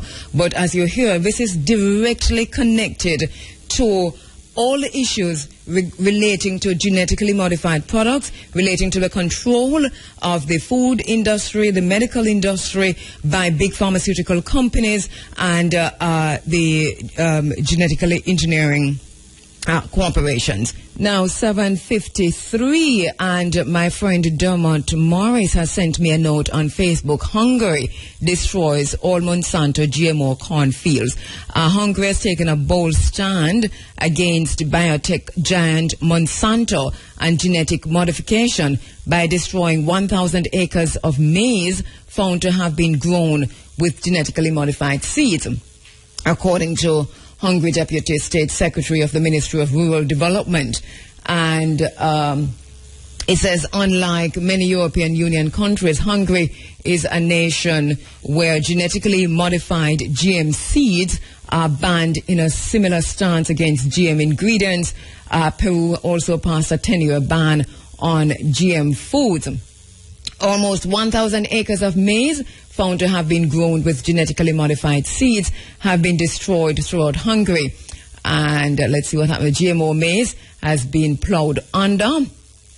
All right. Okay. Now, this is the concern that Hungary has that led it to destroy all these crops. I think is a similar concern that we must have when we think and talk about the seeds, the ganja seeds that will be supplied to farmers. Now, we're talking to Russ IFV, who has just returned from Colorado, went to look at how they are producing, how they actually produce the Ganja Cup. I think that was the main reason for going, to look at the entire Ganja Cup series, a festival. Yeah. Right, and then in addition to that, to kind of eyeball what's happening in Colorado. Exactly. The growing of ganja for medicinal purposes. It is a big deal, I think, when we talk about the seeds coming in from overseas, and that every time you plant, you have to buy again. Right? Exactly. There's a reason for that, Ivy. It is because it is genetically modified. Exactly. Seed is big business. Yes. Big business. Without seed, they don't have any plant. So what is the Jamaican government stance or policy on the importation of genetically modified organisms? I don't know, Cabo. I know that it has been stated by the government that certain amount of seeds, for example, the University of the West Indies, University of Technology, they can bring in certain type of seeds, and I think people will be able to get seeds. For example, they can use the university or ask the university. The companies can ask the university to bring in seeds and to distribute to their planters. It's a lot of things that need to be put in place from the government point of view. The licensing board alone, to me, is not enough. I think that serious collaboration must be there between the universities and the youth. The populace must know what is going on. The government have to communicate with the people at all times. Go out on the street, use the television. But as it is in reality, I don't know exactly what is government policy. But I think that any wise government would want to make sure that their people stay as independent as possible. If we are going to produce seeds, I don't see why we shouldn't be producing our seeds, vegetable seeds and all these seeds from long time here in Jamaica. And it's almost a problem for you to get in organically grown seeds. You see, this is not, once again, may I just say that we zoomed in on ganja right here, but this ganja is just a small, a minuscule part of the problem that we are facing in Jamaica regarding genetically modified foods. Monsanto, for example, controls, has a patent for a vast amount, hundreds of thousands of seeds.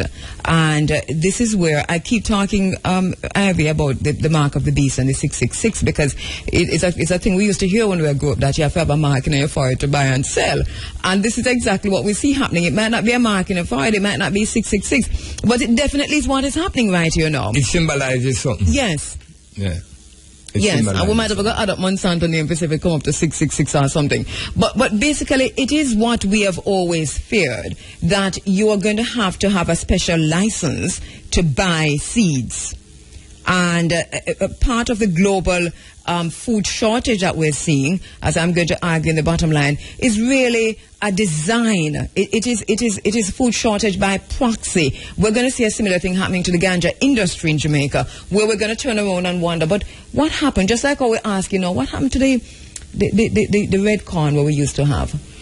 That's what we're asking ourselves now, Right. Just other day I got a few, and when I saw it in the market, Kabu, I make sure buy 3. All right. Right? That of a plant again, Right. And if we don't do like hungry and destroy those that are already being planted here, then it don't make no sense to plant that. All right. But one thing now, I kind of examine the type of leadership, governmental leadership and governmental policies that we have over the years. Hungary is a small country, but Hungary as a European country, tend to have some dignity, right? Now, I don't see our Jamaican government having that type of dignity. And when I said our Jamaican, I mean with a PNP or GLP. The state, the system. Right. Yes. Over the years, the way in which Jamaica has been administrated, it has been administrated in such a way that we have lost our independence, our so-called. As a matter of fact, we didn't have any independence. Coming out of colonialism, we just fall right into what them call neo-colonialism. Right? So, and as a people here, we have lost that independent approach to life simply because of the type of leadership that our government has. So they don't have the backbone. They don't have the backbone at the moment to do the very things that are in the best interest of Jamaica as a nation. I think that what we have signed on to the IMF, as my brother Kwame Pianke mentioned this morning, the fine print in the IMF, all the Bretton Woods institutions that we have borrowed from and signed on to, and all the other trade deals that we have signed on to, that a big part of that is to import genetically modified foods. We need information on this, and I think that without, you say knowledge is power. Exactly. And part of what we're going to do when we march on Saturday is to make the demand for that information. We're doing it in other ways, but this is part of what we're doing on Saturday to say, first of all, label. Label the things so we know what we're eating. Label the things so we know what we're giving to our children. That's the first thing, that we can make the choice. But also, education will give us the power to protect ourselves, right, to protect our communities. Right. It also, what it does for us, in terms of understanding what's happening globally, is that it provides us with a platform also to say to our governments that this is something that we will not stand for. This is something that is damaging, that is hurting the health industry, that is damaging, that is hurting, whatever levels of the industry, but also to say to our governments, now that we know, we can also help you to provide solutions to this. Exactly. When we talk about eat what you grow, it doesn't mean anything to anybody in our IRB, because we're not contextualizing it. We're not saying how important it is to plant our own food. Right. When we talk about developing seed banks, taking seeds like what you did with the red corn, and placing this in seed banks in communities, developing seed banks in communities in your home. I don't know how many people have a seed bank. Thank you, Rastakura. I see Rastakura writing to me on Facebook. He says, seed for seed exchange is the way, Queen. The practice of exchanging natural, organic seeds among planters. I do agree with that. Rastakura, I don't know if you're in Jamaica. I know you're going to be performing at the march against Monsanto in New York. People are marching all across the world, on every continent, on Saturday against the very issues that we're talking about here. It's going to be loud voices, and even if it's a small group of people, wherever you are, small voices, small groups, all come together, make one big loud noise, and that's going to happen on Saturday. But Cabo, yes, give thanks for the role that you are playing, that IFM is playing in the whole awareness of what is going on, because I don't listen a lot of radio, but I'm very sure that most of these media houses not dealing with this Monsanto issue at all. They're not concerned, right? Because those who own these media houses, maybe, most likely are a part of the system. So they don't care one heck that is going on, as long as they know that they are making money. Now, this whole Monsanto approach, does not only affect our health, but it affects our economy. Because if we were producing our seeds, even if our farmers go and buy seeds, at least that money would stay in Jamaica. Mm-hmm. When we have to buy seeds from outside of Jamaica, yes, it means that these people, if they want to, they can starve us. Because we have become so dependent on them. We need to go back to a lot of these old-time things, Cabo, like we're running spinach, with bush cabbage, with old-time tomato, all the things, them old-time things that we know our granny and our great-grandmother used to use. We need to go back and find these seeds, and I just say establish seed bank. And we have to understand why. I'm not quite sure if my other guests are here, but we're standing by for them to join us in this conversation. My sister Tendai and Kimani. Fudela, we're going to be going to the phone lines to speak with Carlton Stewart. So please let me know if they're here. If they're here, then they'll join the conversation. But once again, why do we march? Research studies have shown that Monsanto's genetically modified seeds, modified foods, can lead to serious health conditions such as the development of cancer, tumors, infertility, and birth defects. In the United States, the FDA, the agency tasked with ensuring food safety for the population, is steered by ex-Monsanto executives, and we feel that's a questionable conflict of interest and explains a lack of government-led research on the long-term effects of GMO products. Recently, the U.S. Congress and President collectively passed the nicknamed Monsanto Protection Act that, among other things, bans courts from halting the sale of Monsanto's genetically modified seeds. This has implications for the ganja seeds that will be coming into Jamaica. For too long, Monsanto has been the benefactor of corporate subsidies and political favoritism.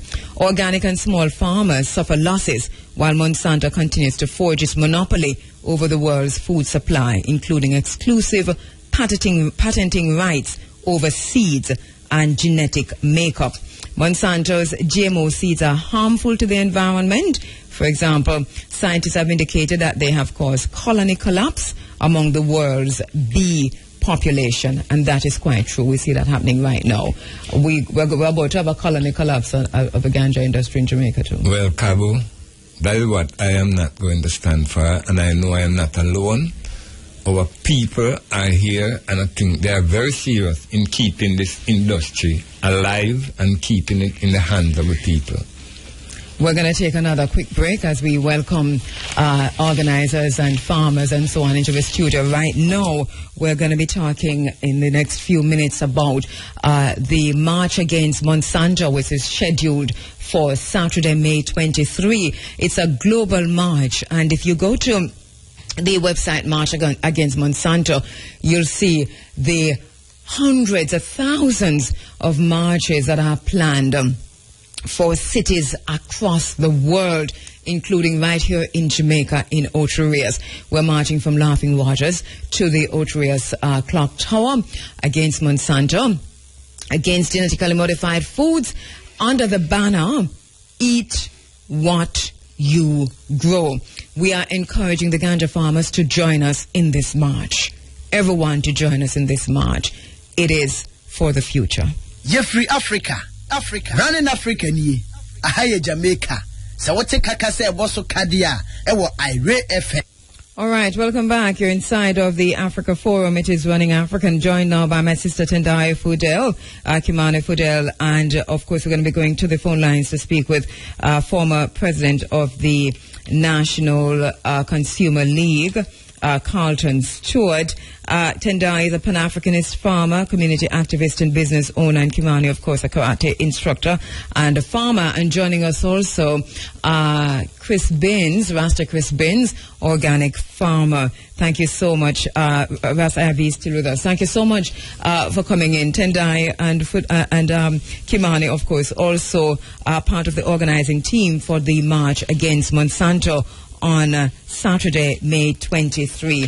Tendai, my sister, greetings. Kimani and Raspberries. Blessings. Blessings, Andrew. Thank you so much for coming in. Tendai, let me start with you. You know, we were talking to Ivy, I don't know if you heard that conversation about ganja. And if you see, it's interesting because ganja being produced for medicinal purposes here in Jamaica, but then we're hearing about the seeds. Yes. And that the seeds will not be produced here, but that they will be imported seeds. Once again, you know, designed and created by who? It obviously Monsanto, because they're doing it already. Right. But why are we so concerned about genetically modified foods and genetically modified organisms? Well, one of the first reasons we're concerned is our health. You know, I was saying earlier that we live in a country that's very spiritual, right? Very religious. And if we just take it from that point, the Bible says that your food should be your medicine and you should eat these things, right? But the things that we're eating now is actually killing us. So it's taking us from eating these things properly to going to the doctors, to giving more drugs, because these drug companies are linked together. So we're just killing ourselves slowly and slowly. So we need to make sure that we now, just like our grandfathers and great-grandfathers and great-grandfathers, we're able to grow the food that will heal our bodies and will heal the nation. You know, Kimani, you're a youth. I know you don't think so, but you're a youth, a very, very young person. And here you are, part of the organizing team for the March Against Monsanto. Why? All right, well, growing up, I've always been raised to care for my body in a certain way, eating certain foods that will help benefit us. And more, as I'm growing older, I'm seeing the rise in genetically modified foods. Genetically modified foods, which are foods that have their DNA traced with something else or mixed with something else in order to, quote-unquote, enhance its yield or its nutritional value. And we're realizing that so is not the case. And it affects the younger and the elderly more than it does that mid-range age. So growing up, you were very skeptical. I was very skeptical of what I could eat from what I couldn't eat, what was supposed to be healthy and turns out to not be healthy. I was just telling my mom this morning that I had a dilemma of making breakfast prior to coming here.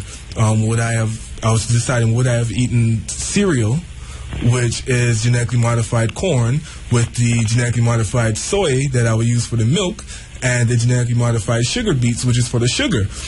Or eating the genetically modified oatmeal. So it's like, wow, what can I eat? That is some choice, isn't it? That alone sparked me prior to that. But this morning as well sparked me. It's like, I want to be able to ensure true food safety for my next generation to come up, as well as this current generation. And I think that's a great point to make about food safety and also about food security as we look at what the big the international corporations are doing in terms of the control of foods, because the patent of seeds is really a big deal. And if you have to buy everything, I think it's taking farmers by surprise that you plant something and you can't plant again. So let me go to Master Chris Binns. Chris Binns, were you even concerned about this?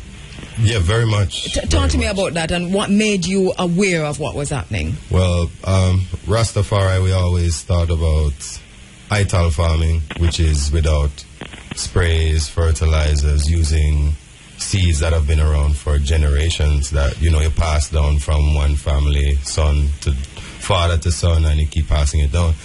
And seeing how we farm nowadays, your farming begins with poison, first of all, because you're using herbicide, whether it might be Roundup, whether it might be Gramazone, and that's the first thing you put into the soil before you plant your food. And we must understand that Roundup also comes straight from Monsanto, because Monsanto patents a seed, make the seed, patent it, and then make the chemical for kill it and for kill the soil also. It's an interesting situation. Yes, but go ahead. You're caught up in this cycle, and maybe 30 years ago, as Jamaicans, we never had that.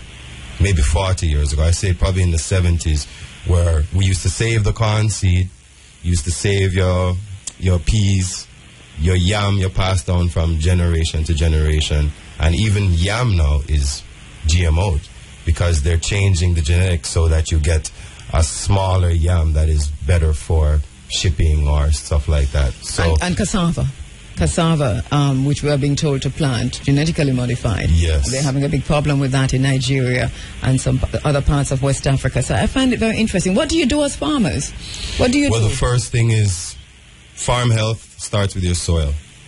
So the first thing we have to start do is composting, using up your organic material instead of burning it, which you have the slash and burn type of farming where you burn the grass with the herbicide and then you burn it with fire. So you're really destroying your organic matter, and you're also destroying the microorganisms in the soil by exposing them to high temperatures. So you start out behind the ball. So the first thing we need to do is start caring for the soil, especially if you're on hillsides. We used to use contours so that you can help to reduce your soil erosion. Put back into the soil. It has to be something where we develop a relationship with the soil, and it's not one of exploitation, it's one of protection. What is the end result of this? Let me go to Mr. Carlton Stewart, who is on the phone lines, former president of the National Consumer League. Mr. Carlton Stewart, good morning, sir. Hi, morning, and morning to everyone, and morning to Jamaican family. Right, once every year at least we speak around this time. But I mean, you have been doing so much research on genetically modified organisms and also on Monsanto and some of the other big international corporations that are producing genetically engineered crops and so on. Your first take on why it is important. Why is it important to take a stance against Monsanto and against genetically engineered products? Yes, it is important because our health is being affected. Our agriculture is not sustainable. Our environment is seriously impacted, and everything is just going the wrong way. And so it's critical that we do. Although a lot of us don't recognize this because sometimes it's not so easy to see, but it is happening, and our health is being affected, and you can see by the levels of autism, of breast cancer, the various diseases are up, significantly up, obesity, all of these diseases are up. And so it's seriously affecting our health, infertility. What's going to happen to us in another generation or two? We might stop having children, and so on. It might mean, the death knell of the entire human race. It is that serious. Tell us about some of your own research, because I hear you talk about specific health issues. Tell us about some of your own research in terms of genetically modified products and what you found. Well, there have been no study which shows that these foods are good for you. No peer-reviewed studies. Mm-hmm. Right? None at all, none whatsoever. And the most significant study that has been done recently is by Dr. Seralini, and his study where he took 200 rats and he exposed them to genetically modified corn and to Roundup combined and to genetically modified the corn separately and also to Roundup separately. And what was important here is that for the first 3 months nothing happened. Nothing happened for the first 90 days. Nothing happened, and that is where most of the research have just cut off. Actually, the Monsantos and these people who do their research, their studies, they cut off at 90 days. Yes. Right, and then they say, well, the product is fine. Mm-hmm. But what happened this time is that he extended, Dr. Seralini, he extended it to a longer period, and found that after 90 days, hell broke loose. Mm-hmm. Because cancer started to develop, renal problems started to develop in the rats. The rats died 6 times more than the control group, and there was just serious problems all around. Mm-hmm. So he discovered that somebody is trying to trick somebody here. Mm-hmm. Right. He also, another thing he discovered was that the transgenesis itself, the actual process of changing the product, is causing a problem. That is the major problem, because they're actually changing the genome of the crop or whatever, the seeds, and when we eat it, that is one of the problems that we are confronted with. What I found interesting is what I see happening on the continent of Africa and West Africa for the most part, in terms of the rice, the new rice for dehydration, where the genes from the breast milk is implanted in the rice. And then this rice now is being sold back to Africa as something to stop dehydration, when you have a great land heist going on in Africa, where all the water sources are now gobbled up by these very same company, and some false droughts are created, and then you tell people that they are dehydrated. Now, this is a wicked system that has faced us. Why should we march, Mr. Carlton Stewart? I'm just saying, marching is like an understatement. I feel like probably we should do something more radical than that at this point. But that is just my feeling still, because I'm at the stage now where I'm really, it's really gone out of whack. I mean, it's crazy what is happening, because what you find is that these people, they corrupt governments, they corrupt, civil servants, they corrupt technicians, they corrupt everybody, they corrupt the whole system in order to bring forth their technology. And this technology is a death technology. Yes, we find them also now on ganja commissions, by the way. Okay, well, that is another problem too. By the way, yes, we are finding them on ganja. Monsanto executives. They're serious, with the ganja thing, because, okay, these genes are so promiscuous, right? Because what Monsanto does, and can do, and everybody needs to listen to this, especially the ganja farmers, what they can do. They don't have to, problems with us, They just take our seeds, they just genetically modified it. Now these seeds become very promiscuous. They spread all over. And so they just genetically modify the seed and they plant it near your farm with your nice organic ganja. Mm-hmm. And when the pollen will leave their farms and go to your farm, and that ganja will grow in your farm, and they will now come to you and say, but you're growing my seed. Where did you get my seed from? You don't want an agreement with me.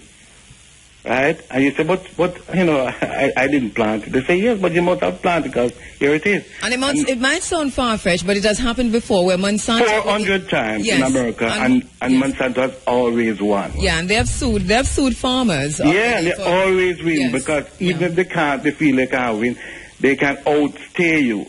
They can outstay you in terms of the amount of money they have to spend. And you as a small farmer, you don't have the money to be going to court and to get in lawyers and so on. And they can buy the biggest lawyers for the biggest amount of money. For us as Jamaicans, I think it's about time, you see, because we tend to talk about conspiracy theories. We've been talking about Monsanto and genetically modified organisms forever, and people talked about conspiracy theories. But now it's up on us. It's here. It's, mingling and greeting and shaking our hands literally, and we're kissing and so on.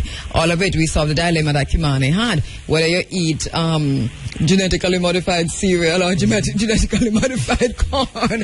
It's a choice that we have, and we're laughing, but it's really a very serious situation that we're faced with. Monsanto was just recently fined $600,000 by the EPA for uncontrolled releases of toxic chemicals, and they agreed to pay the U.S. government the $600,000 for not reporting hundreds of uncontrolled toxic chemical releases from its Idaho phosphate plant. This is just one thing, and we could reel off a whole heap other. There is a very important thing too. Yes. A very, very important thing is that the study, the same rat study, the 200 rat study by Seralini, one thing it discovered, it determined that you might eat a cereal with corn today, and it's bad, right? But you might eat a cereal with corn tomorrow, and it kills you, right? Because the results, it changes. It gets from bad to worse. It's not necessarily consistent. If you understand what I'm saying. It is bad. It is consistent in that it is always bad. And I suppose the more of it you eat, right, but the more it damages your tissues anyway. Is a problem in that in one case, a cereal might just make things bad for you. You might have a stomach problem or whatever. But then in another case, the same cereal, same name cereal or brand cereal, you eat it and it could kill you, right, because of this unexpected results. Finally, Mr. Carlton Stewart, in just a minute, you're a former president of the National Consumer League. Do you know what the policy is in Jamaica regarding the importation of genetically modified foods? Well, I know is that I know that there is a biosafety policy in the framework. It's not yet out, but I know it's been worked on. It's been worked on for a number of years because I have been pressuring for it. Yeah, it's been worked on for many years, and that is what is happening. And the active point is being worked on because while that is happening, we're signing trade deals which allows the importation of GMOs. Yes, and we have to stand up. We have to stand up. Yes. As a nation, as a people. Right? Well, we have to stand up and say to our government, if it's enough, we need to have labelings of these products. We need to have a policy around which we can operate, because one of the problems is the liability, It's about liability, because if you drop down and dead, you will not say, somebody will not say this person died because they had corn cereal for breakfast. Mm-hmm. Nobody's gonna say that. Yeah. Right? Because that don't make any sense. But it seems not to make any sense. But unless we can get things labeled so we know that this is genetically modified foods and this is not genetically modified foods. Then if we can get that done, we can assign blame and then a liability and then redress. And the public education is important because saying genetically modified foods don't mean nothing to many people. Thank you so much, Mr. Carlton Stewart. We'll see you at the march on Saturday. Yeah, I'll very much try to make it. From Laughing Waters to Otria's Clock Tower. Thank you so much, my brother. You're welcome. All right, Mr. Carlton Stewart there. Of course, once again, the march against Monsanto is this Saturday from the Laughing Waters to Otrias. With just 2 minutes in this segment, Tendai, why should we protest? Well, if we want to live, seriously, if we really want to live, we need to stop talking. We need to start doing. We need to make sure that people know, especially our farmers. Unfortunately, some of our farmers don't have the information. Most of our farmers don't have information. So it's up to us who have the information to share the information, to tell them the truth. Because these big old companies are coming to them and saying these things are safe and it's good and it's cheaper. And so everybody wants to make money. Mm-hmm. And so these people now are buying into this. And so they don't know what they get is pure poison. But it's actually killing them. So they actually pay more because they have to pay for doctor's visits. They have to pay for morgues and everything. Mm-hmm, so it's actually killing them. Mm-hmm. And we have to let them know. Kimani, are young people interested in this conversation? I would have to say yes, we are interested in this conversation because we are more, I wouldn't want to say our generation is more self-centered, but we're more self-centered, aware of our surroundings and bodies in a sense of to what we put into it, whether we are looking to get that quote-unquote summer body or we want to build muscle. So we're looking more into foods that will aid us in whatever our goals are. So I think that young people are very aware or becoming aware of this situation, which is even the more reason why they should be involved in the march coming up this Saturday. All right, and we're going to pick it up right from there when we come back from the Supreme Bench's Cashpot draw with Kimani, with Tendai, with Chris Binns, and still with us in the studio, my brother IV. The concerns are the same. Join us in the march on Saturday, May 23 at we're starting at Laughing Waters and then we're going through to the Otrias Clock Tower.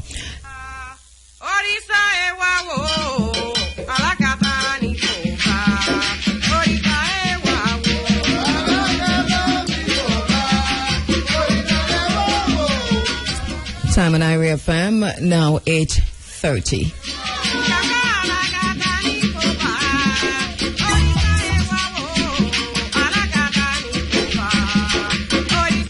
All right, we're talking this morning about the global march against Monsanto, but we're looking specifically at the dangers of genetically modified organisms and the extent to which big international corporations and conglomerates like Monsanto have made inroads globally in our food chain and the danger that we face from that. You know, IRV is here for a completely different discussion on ganja.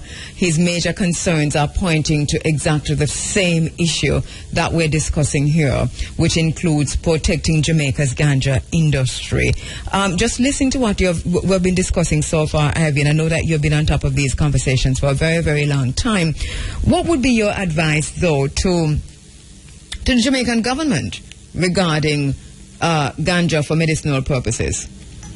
Well, personally, Kheru, even before I just answer that, I just listening to the conversation, and I'm saying to Mrs. String that, funny enough, we can be physically separated, but we all think along the same line. It's 40 odd years I have not used any form of chemical, neither Roundup, neither none of them, Gramazone, none of them. You know what I mean? And because one, you know, as a young Rasta youth coming up, I realized the importance of what I put into my system. So, you know, 40 odd years I haven't eaten cooked food, so I have to make sure about what I'm putting into my system. You know what I mean? So I give thanks that a lot of us now are thinking along that same line in terms of putting in healthy things inside their system, because the old saying, you are what you eat. So if you eat garbage, you're eventually going to become garbage. Exactly. You know what I mean? But in terms of recommendation to the government, in the first place in Cabo, for years upon years now, I have gone in Westmoreland to the different high schools and primary schools, you know. I have tried my best to get agriculture to go back into the schools. Right now, a lot of these schools... Agriculture is out of the schools?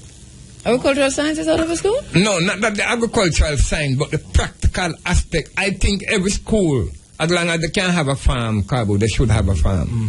All right, and you're just preempting us because we've got a best school garden competition, IRFM's best school garden competition, which you'll hear a whole lot about because we have the very same concern, and it's going to be spearheaded by Elise Kelly. You'll hear a whole lot about that as time goes on. But yes, we do agree with the point you're making. All right, in the interest of time, Ivy, I know that, and I know about the school tours that you have done. What is your advice to the Jamaican government regarding this, the dilemma that we now face with the ganja industry? Right, where the dilemma is concerned, I can only say to the government, sit with the farmers, listen to their concern, listen to the people's concern, and act in accordance to what you think is in the best as a government. You see that is in the best interest of your people, because if you're not serving the interests of your people, whose interests are you serving? It's a question that we need answered. Sometimes the questions are more important than the answer. Right. Which is a very good question. Maybe now we're little by little we're getting to realize exactly what the decriminalization, which we were very, very, very suspicious about, might entail in terms of opening the door for big companies like Monsanto. Now, Kimani, you were saying earlier that, the march is important. March against Monsanto, standing up against genetically engineered products is important, and that young people should participate in this. Yes, definitely. Young people should participate in this because I like to think of it as not just a march or a walk and looking forward to it because of who might be there from who might not be there, but as an educational process. I'm a part of the National Inter-School Brigade, and as I was telling my superiors, I think it's a good learning experience for the cadets, the under-18 cadets, to be able to take this information and bring it back to their schools. As you were saying, and Ross Ivy was saying that about the school farms. Some of these schools do have farms, and to be able to take this information and go back to their teachers and go back to their principals and say, this is what we learned. To be able to have this experience of learning, not just about GMOs, but about what they do, the effects of them, and to be able to apply it right then and there. Tell me, give me an idea as one of the organizers of the march. We all belong to the same team here.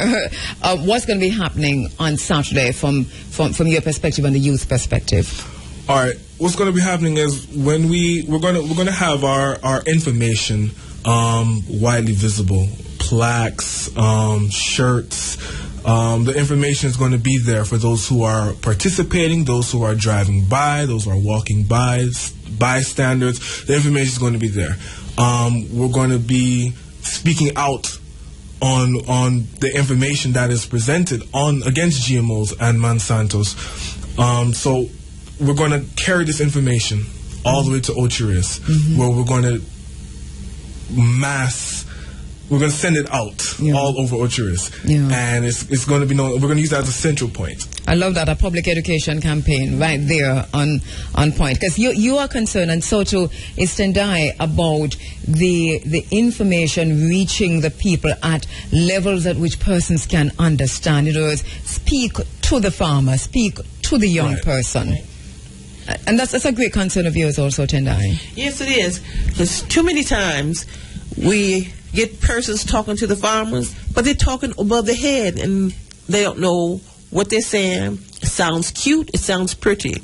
But talk to people where they're at so they can make conscious decisions on what they want to do. Mm-hmm. And I say, if GMO is okay, why not label it? So allow me to say, I don't want GMO. And the persons who want it, it's okay if it's cheaper. Allow me to make that decision. I think that's a very important statement. From the farmer's perspective, Master Chris Binns, how would you like to see the march unfold?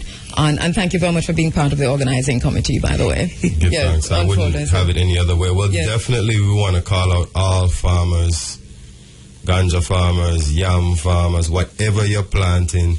We need to take a stand for our nation, our soil, and our children, those that are here now and those that are yet to come. So we stand on the shoulders of our ancestors. And they stood up for us at a time when we were facing extinction from slavery. It is now time for us to stand up when we are facing extinction from multinational corporations like this monster called Monsanto. So if we don't take a stand now, it's only going to get worse. I'm calling all the farmers, put down your spray pan, learn about Roundup, learn about Gramazone, learn about what's really making you sick. When you go to the doctor and tell him you have this issue and him can't explain it, look at the thing that you're using every day in your farm. Come out and be a part of the public education campaign, but also I like the way you say stand for your future, stand for your children, those born and those yet unborn, because sometimes we know what we're against. We know we're against Monsanto, but what are we standing for? I think that's very important. Thank you so much. You'll hear much more from members of the organizing committee as we go into the week leading up to May 23. The march, once again, Kimani, is May 23 from where to where? From Laughing Waters to the Orchard Clock Tower. All right. See you there. Come with your placards. Thank you so much. Thank you so much, Ivy. Kheru, if I may just quickly say that on Sunday, at MX3 Lawn in Negril, we'll be having what I look forward to be a big ganja meeting. Hoping that we can discuss what is it that we face as farmers and see how best to approach it. So we're calling on the Westmoreland ganja farmers to visit MX3 next Sunday, starting at 12 o'clock. We hope to decide how we go about dealing with this industry. Okay, thank you so much, Ivy. Thank you so much, my sister Tendai Kimani, and Chris Binns, and also to Carlton Stewart, who is on the phone. We're standing by now for the local and international headlines, and Natalie Campbell is standing by with that. You're inside of the Africa Forum, Running African. Once again, we're marching on May 23, which is Saturday coming. It's a global day of a stand against Monsanto, against big corporations that are producing genetically modified organisms. And that stand here in Jamaica takes place in Ocho Rios, from the Laughing Waters all the way to the clock tower in Ocho Rios. We're looking forward to see you there and be a part of this stand for our country. People will be marching in every city across the world. People will be marching in every town across the world. And some people are marching in secret because they're afraid of their governments. Can you believe that? Here in Jamaica, we're marching from Laughing Waters to the Ocho Rios Clock Tower, beginning at 10 a.m. on Saturday, May 23. All right, it's time now, 8:45. The local and international headlines coming your way right now with Natalie Campbell.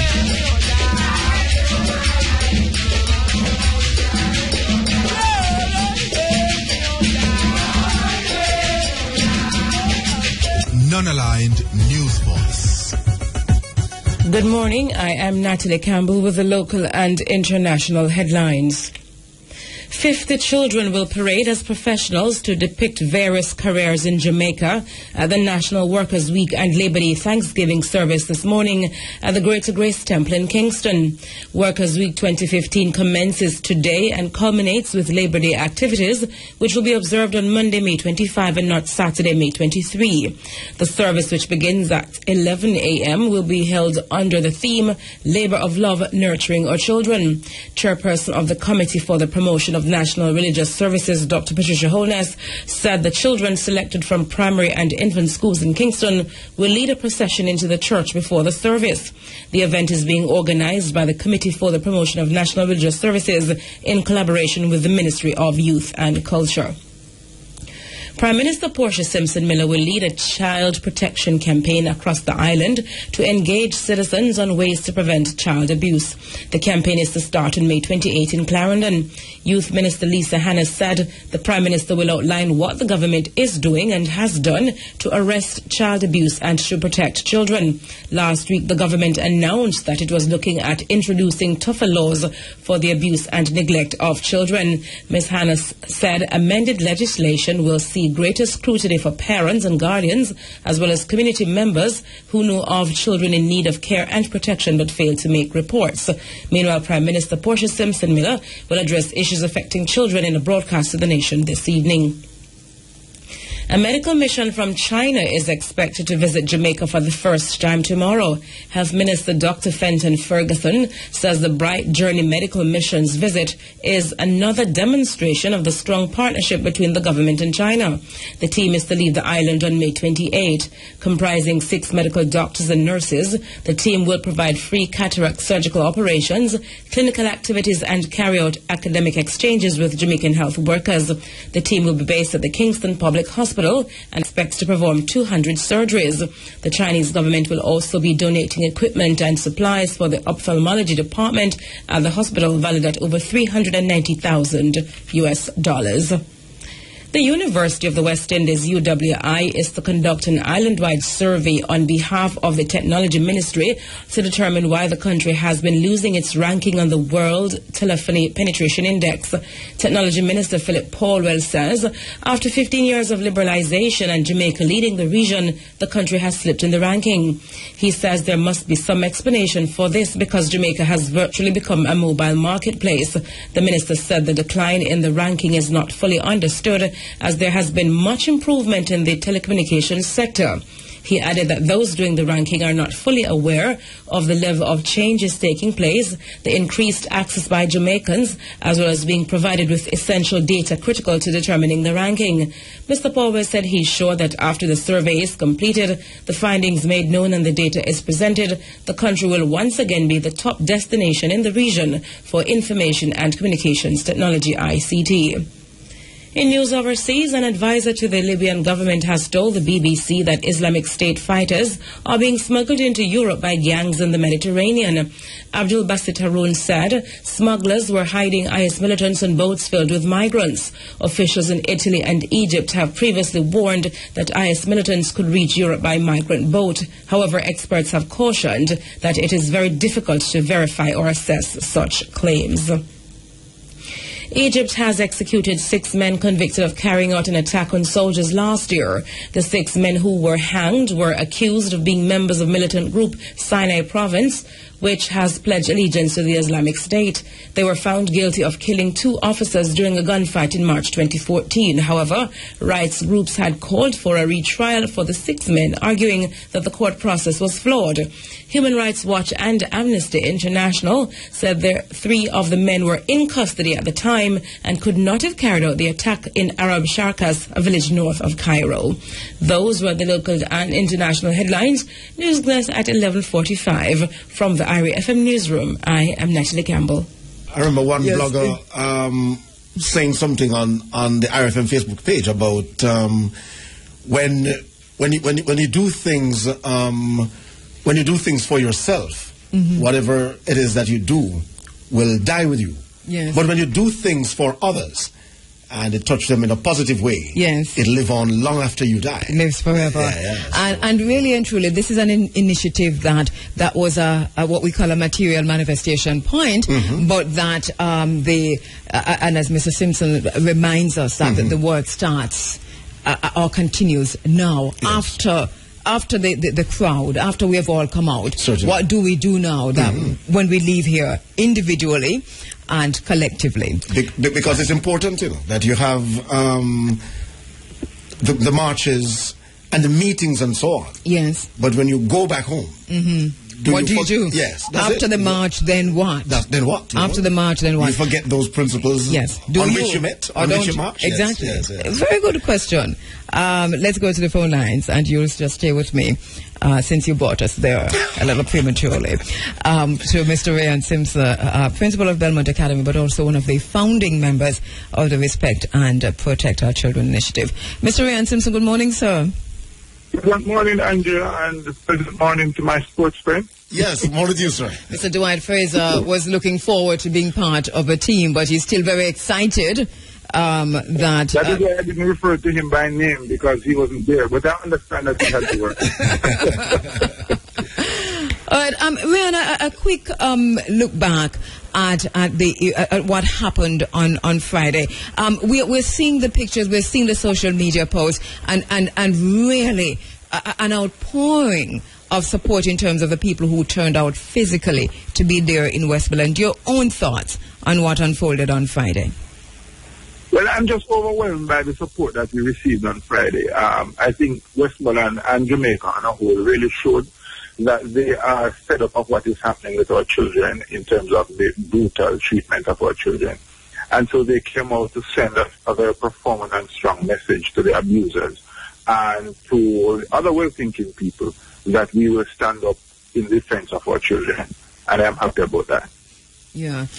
Yes, go ahead. Yes. So the question I have for Mr. Simpson is that an initiative like this, certainly, we all take a feather in our cap. But what is it that we do going forward to maintain this kind of momentum, Mr. Simpson? Well, I take no feather. Actually, you see, this is such an important campaign. Yes. Because, Dwight, when you say an initiative like this and what do we do from here, you see, I think that is suggesting that the initiative was about a march or a motorcade. Not necessarily. And that was just one of the series of activities that we have lined up. Right. Because immediately after this, we will start our training with parents. After this, we will start our training with parents, particularly parents of children who are very young and also young parents. Yes, sir. So we will be establishing a parent place in conjunction with the source, which is owned and operated by Jamaica National.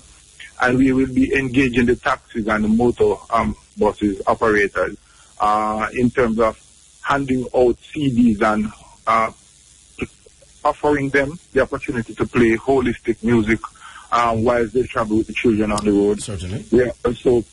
We are also in the process of putting together TV and radio ads. I don't know, but on social media it would have been very clear that people like Jimmy Cliff and the Prime Minister have already given their endorsement. And, those are some of the things that we will be doing. We'll also be littering the cars and the buses and the taxis in the parish and beyond with stickers promoting this campaign against child abuse. We'll also be mounting billboards and having mass sensitization and training workshops throughout the year. So, Friday was just the start. Yes. It is very commendable and great work because, as I say often in this space, we are not what we or who we say we are. We are what we do. And at some point, it is a doing that defines us. And I think that it's really a commendable initiative. We're very proud to be associated with it, Dwight Fraser, IRFM, that is, to be associated with the Respect and Protect Our Children initiative, and to be a part of it wherever you are, Mr. Rayan Simpson. But really a litany of things that you have outlined there in terms of what is to come. And you mentioned the Prime Minister's response. I thought when I heard that the Prime Minister was going on a tour similar, I said to myself, well, obviously motivated by what happened in Westmoreland, wrong or right, but it seems to me as if that is one response, and that is brilliant. If we could get more of that across Jamaica, then I'm sure that would make a change. I know there's some folks that you want to say thanks to, so just go right ahead, Mr. Ryan Simpson. Well, I hope I have the time.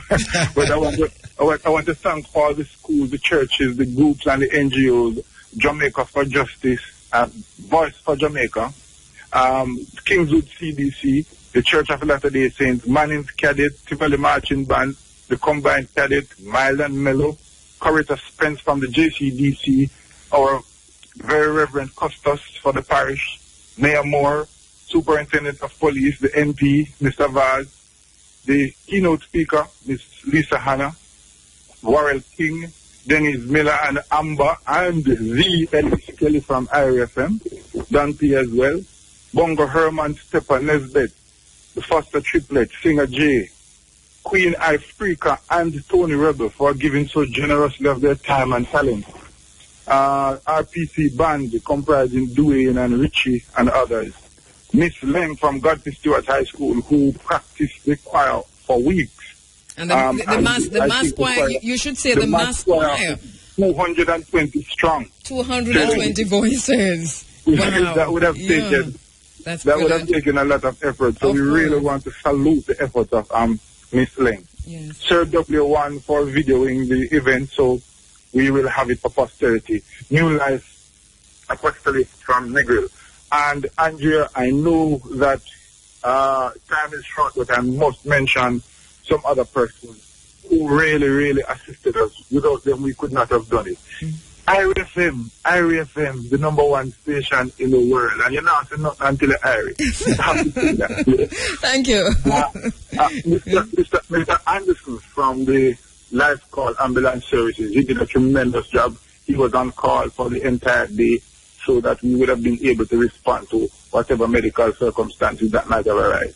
M&M, Hamity and Company, Raj Tours, Rayan Hotel Negril, Hammond's Pastry, Access Financing, Computers and Beyond, Royal Pharmacy, Possessions Bookstore, Culloden and Petersfield, Training Welfare Fund, Sanders White House, Stanton Pastries, United Church of Jamaica, Grand Cayman, Salomar Branch, E&W Jamaica Credit Union, VMBS, Waterworks, SDA, Salvation Army, Ministry of Transport, JUTC, Daily's Photo, Luna C-In, West Jamaica Conference, SDA, NCU, DNY Supermarket, Belmont Academy, Godfrey Stewart High School, Manning School, Juicy Patty, Seaview Pastries, Peak Enterprise, Hotel Community, Bedworth Electrical, Court Jamaica, That's why you...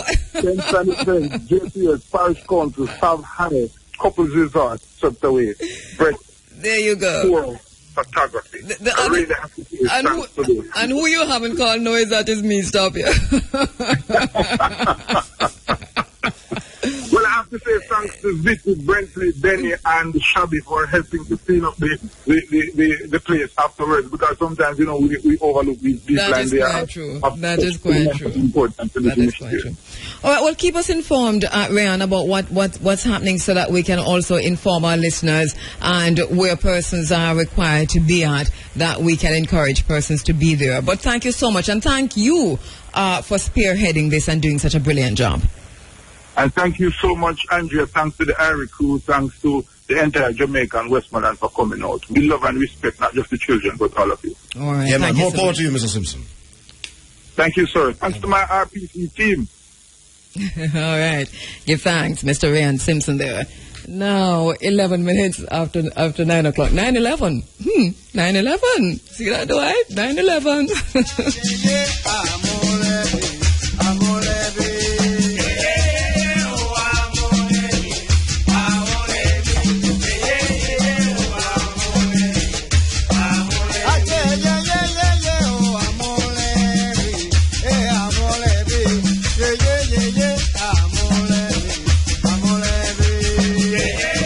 All right, just in case you missed it, I don't know if you know that the music blogosphere, along with Facebook, Twitter, etc., lit up late last week with an anonymous letter entitled "The Secret Meeting That Changed Rap Music and Destroyed a Generation."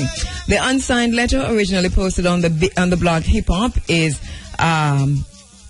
Written by a self-proclaimed decision maker working for an anonymous major record label. He says that in 1991 he was invited to a secret meeting of 25 to 30 industry insiders and a group of armed shady figures.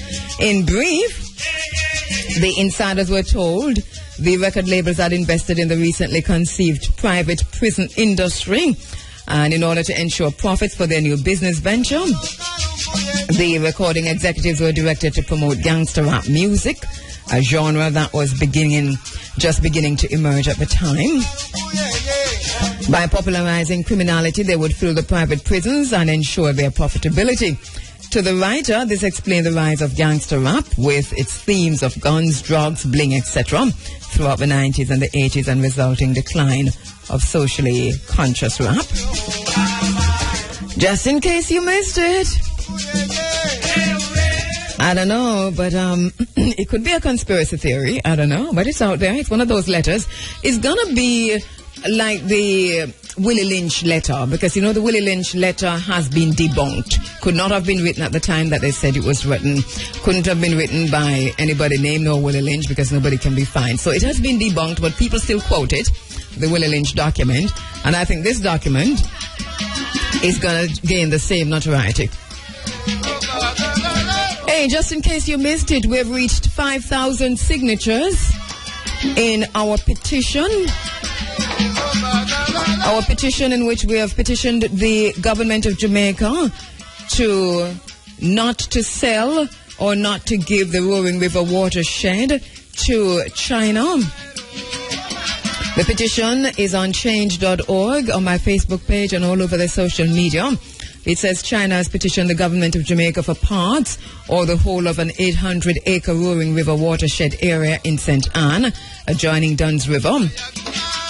These lands are sitting on one of Jamaica's most important limestone plateaus and provide water for the hydroelectric plant at Laughing Waters. It provides water to Steertown and Chalky Hill and many other areas in St. Anne and St. Mary.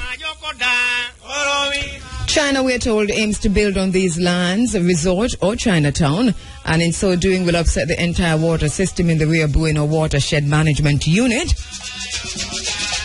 And in the petition, I said that this will undoubtedly result in serious environmental problems for St. Anne and Jamaica and seriously disrupt the ability of government to provide adequate water supply to thousands of Jamaican citizens. So we have surpassed 5,000 signatures, heading to 7,500. Please keep listening. We'll tell you what will be happening, what the next step will be shortly. Thank you so much for signing. It's a petition to the Jamaican government. Please do not give the Roaring River watershed to China.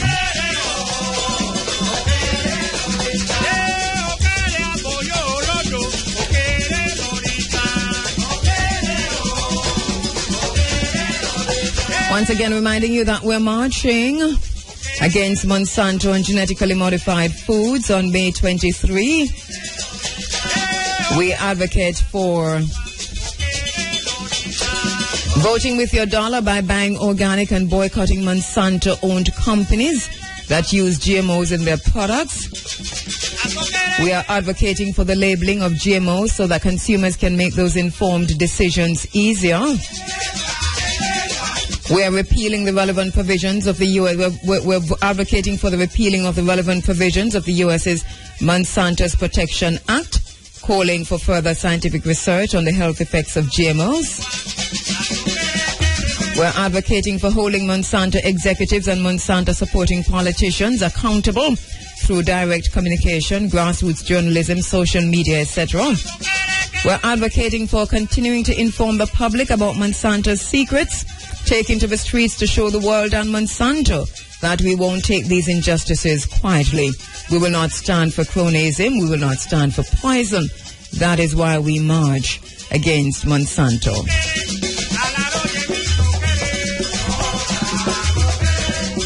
And just in case you missed it, in its April 27 travel feature, The Guardian highlighted top beaches around the world in an article entitled 10 of the best beaches you've probably never heard of.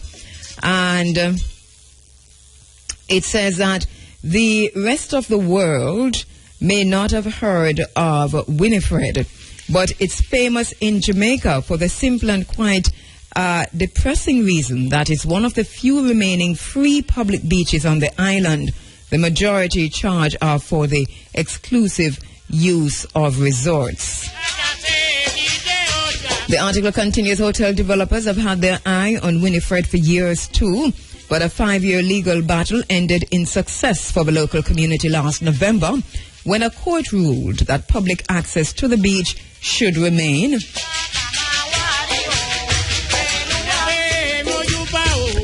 The article in The Guardian, the UK Guardian, continues.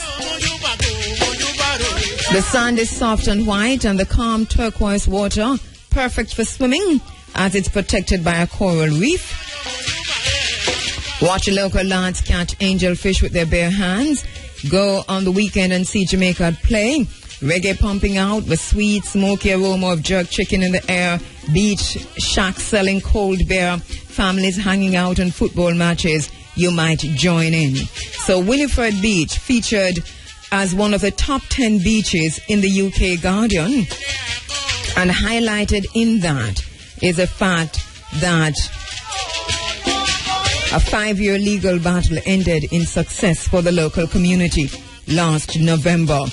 Now the local community is still fighting for Winifred Beach, even after that legal battle. That is the sad part of it all.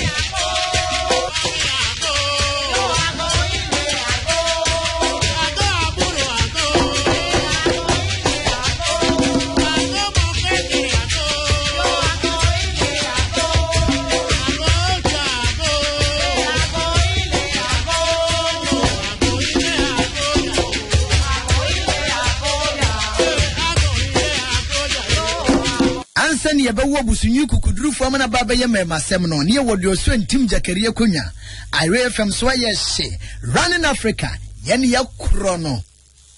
All right, thank you so much, my brother Prime I. All right, we're going to go to the phone lines now. All right, my sister Nicosia Shakes is standing by to talk about Song for the Beloved, Memory and Renewal of the Margins of Justice at Liberty Hall, the legacy of Marcus Garvey.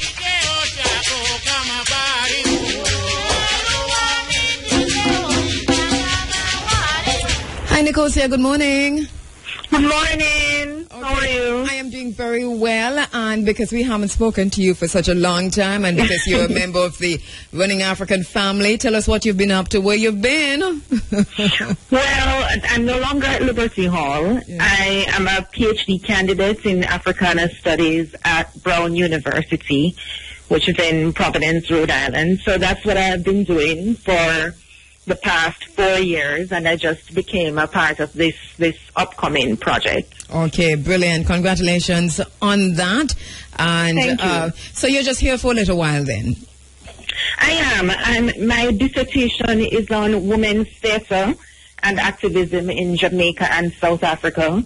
So I am in Jamaica now doing field work on Sistering Theater Collective, and then after I leave Jamaica, I'll be going to South Africa to do the South African part of my field research. All right, all the best on that. And while you're here, Thank you. Song for the Beloved, Memory and Renewal. Tell us about that. What is that? Well, A Song for the Beloved is an interactive exhibition that looks at how violence affects communities in Jamaica, and it's an exhibition that speaks about violence and its effects on human lives from the perspective of people who live in these communities. It is a part of a much larger project called the Memory, Urban Violence and Performance Project, which is managed by Dr. Honor Ford Smith, who is a very well-known theater activist, also former artistic director of Sistering. She now teaches in the Faculty of Environmental Arts at York University. And so the project was initiated in 2006, and there have been different activities tied to it. Initially, there were a series of public street processions and performances called Letters from the Dead. It started in Toronto with a street procession. Then in 2009, there was a procession of over 300 people in downtown Kingston, which ended at the monument to children who have died violently since 2000. It was called Letters from the Dead, and the project is still generically known by that name by a lot of people, because part of the activities have to do with people writing letters to loved ones who have died, as well as writing letters from loved ones who have died. So that is a part of it that is very interactive. And there are a number of groups who have participated in it. So you have, coming out of York University, the Social Sciences Research and Humanities Council of Canada funds the project. You have the Peace Management Initiative and Jamaicans for Justice, Violence Prevention Alliance, who have worked on the project over the years as well. Community groups like Hannahtown, Rockfort, Grand Spen, and a whole host of individuals. And this is transnational, because when we speak about violence in Jamaica or in the U.S. or anywhere, we have to also remember that violence in communities of color and state violence against communities of color is a global thing. So we're also trying to have a conversation that is based in Jamaica but speaks in global terms as well. And this exhibition is going to be at the at Liberty Hall. Right. Running from when to when? It opens next week, Sunday, May 24th, so Labor Day weekend, at 3:30 p.m. And it opens with a reading of A Vigil for Roxy, which is a one-woman play featuring Carol Laws. And it's a reading because, in keeping with the spirit of being interactive, she also is going to solicit audience reaction. There are different elements to the exhibition, images, a memorial table with different objects and so on. We will take a break on Labor Day because we have some different activities that we have to do with the communities. But the exhibition will stay up Tuesday, May 26th to Wednesday, May 27th from 10 a.m. to 3:30 p.m. And it's open, of course. It's free. It's open to the public. All of the activities are free. Okay, brilliant. So once again, the exhibition opens on May 24 at the Liberty Hall, the Legacy of Marcus Garvey. And there, on May 24, at the opening, there's going to be a formal opening, or you're saying that there'll be speakers, there'll be participants and so on at the opening? Right. There is a formal opening, and I'm using the term formal loosely. Yes. It's really just to launch the exhibition and to do activities with people who will be coming to look at the exhibition. You will have Carol Laws doing that one-woman play as a reading. She actually did it last year at Liberty Hall as well as a performance. Okay. We're having poetry as well from Abebe Payne, who is a well-known poet from Parade Gardens in downtown Kingston. Yes, I'm sure you have heard of him as well. Yes. Drumming and so on. But the main event is really the opening, which is next week, Sunday. The exhibition will stay up just for people to come in and view it from May 26th to May 27th. And I also want to remind people that weekend is the 5th anniversary of the Tivoli incursion. And that's very important. All right, and a fitting exhibition at that. Thank you so much, Nicosia. It's really so good to hear from you again, and would love to talk to you more about even your dissertation. Thank you so much for having me. All right, good to have you. Good to hear you, Nicosia Shakes. Thank you. All right.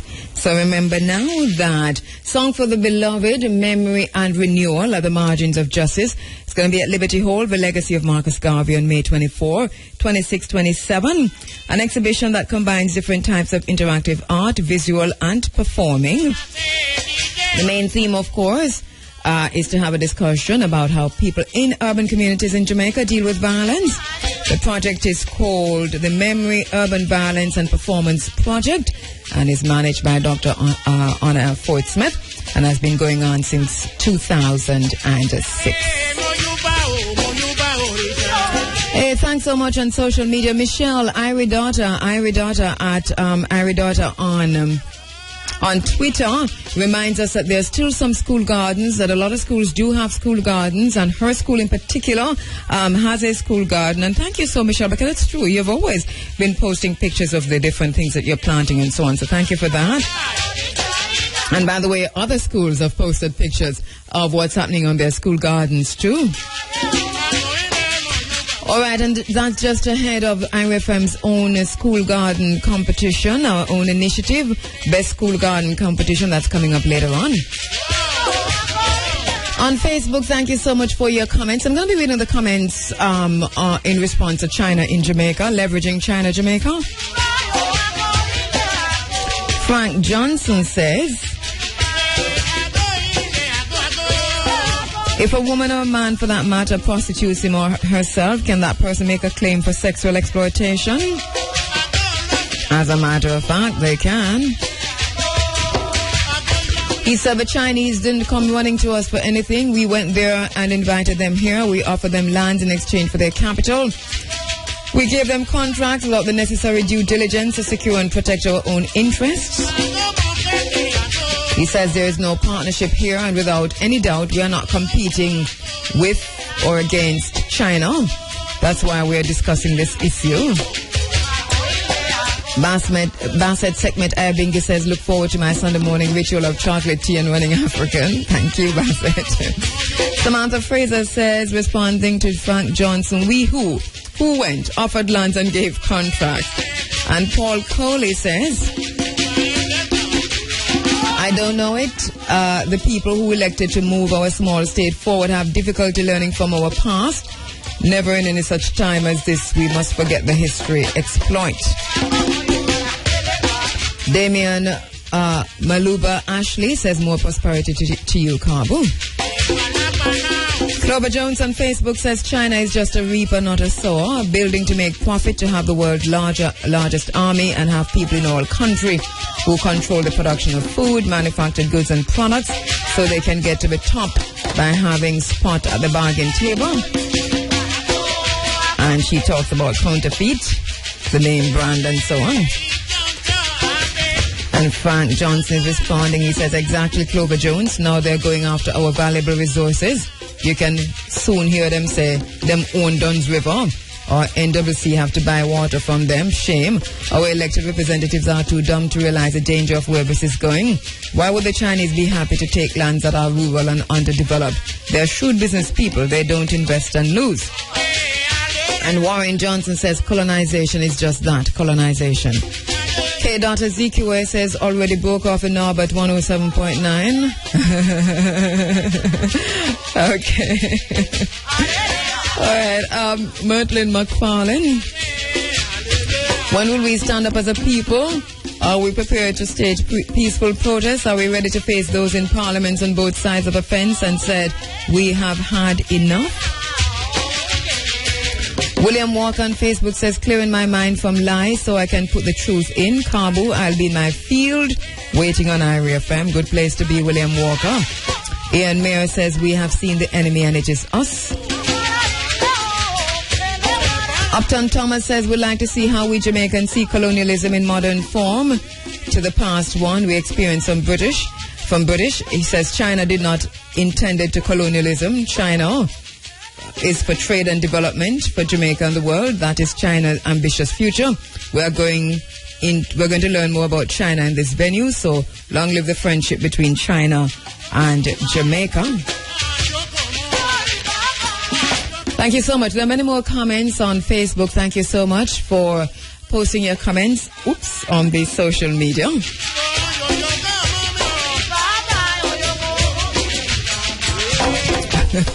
And that oops is because I just dropped my CD.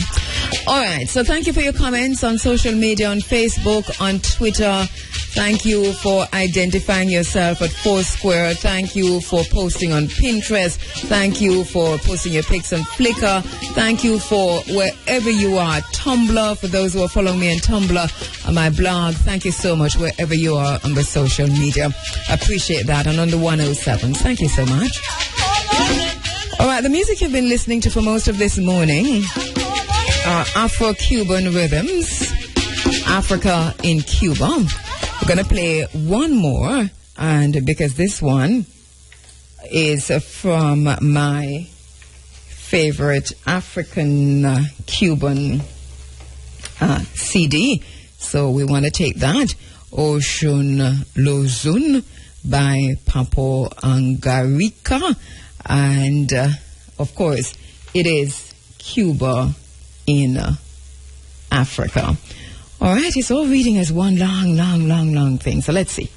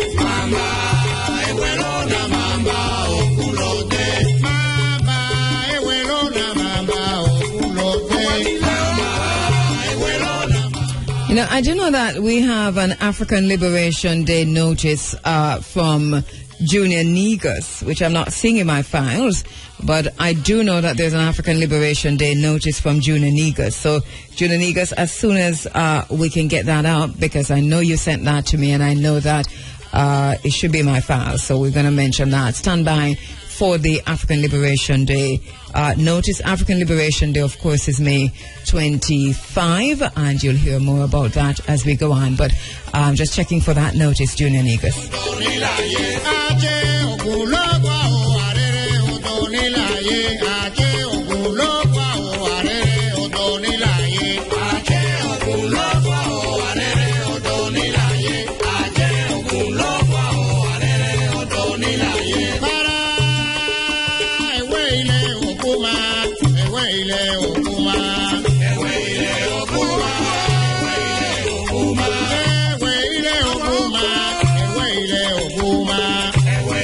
Okay, so here goes. The Nyabingi Ancient Council is asking please to announce the Nyabingi African Liberation Day celebration at Malvern St. Elizabeth, hosted by Ras Earthquake. The celebration will be for 7 lights, with the fire light at midnight, the 24th of May, with the sealing on Monday morning, the 1st of June. Everyone is royally invited to 7 days of reasoning on the current issues affecting the Rastafari movement, and 7 lights of continual Isis to the King of Kings for the giving of thanks and praises towards the full liberation of the African people at home and in the diaspora. Dress code in effect. You may bring a contribution. For further information, you may contact Ras Earthquake at 296-8772. That's 296-8772. So once again, we're having the Ancient Council African Liberation Day celebration, Malvern St. Elizabeth, hosted by Ras Earthquake. 7 lights at the firelight on midnight, the 24th of May, sealing on Monday morning, the 1st of June.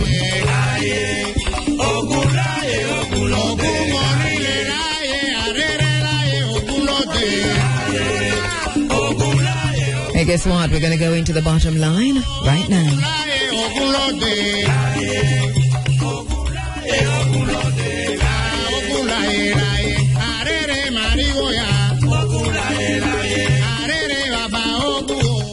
Nyina di abenenso pronkwa na di atene nyina bɔnwom atonwom yɛ adwuma wɔ radio suna so de di agye nsrepe ne mpataku agye ba bia se dewa.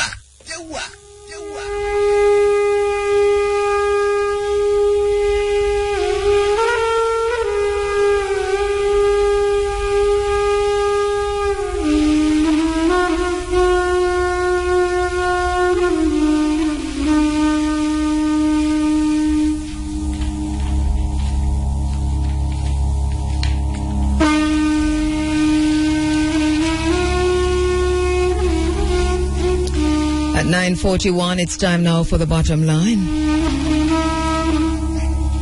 The bottom line is brought to you by Adwa Nutrition for Life Health Food Store, located at shop number 42 City Center Mall and shop number 2 Westgate Plaza, Montego Bay. Adwa Nutrition, let your food be your medicine and your medicine be your food. The bottom line is that even while we lament the global food shortage and try to make sense of this artificially created phenomenon, we must take into consideration the possibility of the systematic and deliberate creation of markets for genetically modified crops. We must also take into consideration the likelihood of powerful governments working together with multinational corporations to make it impossible for so-called third world or developing countries to refuse the aid which comes married to GMOs like saltfish and soap.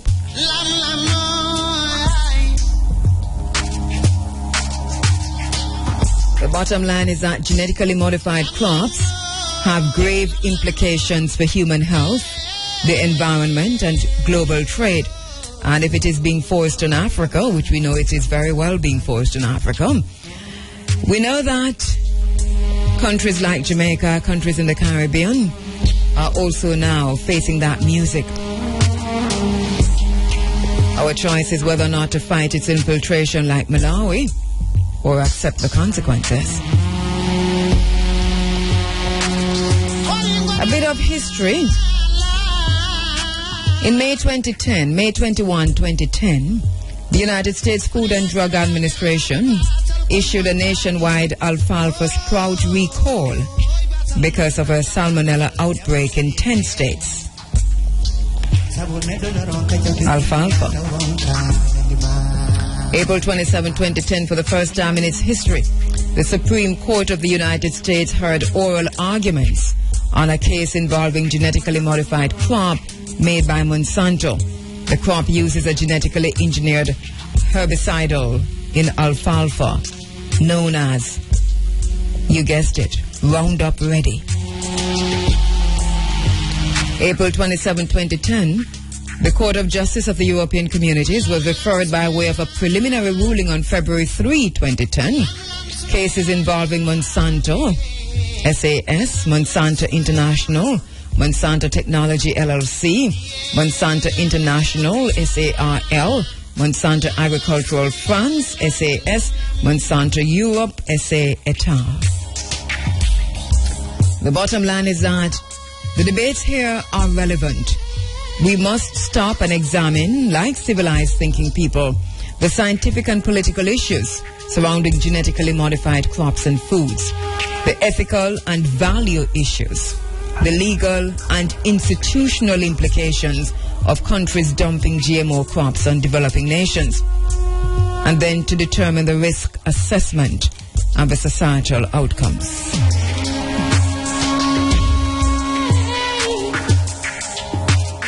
The bottom line is that as a nation, as a people, it is our duty to engage in these discussions.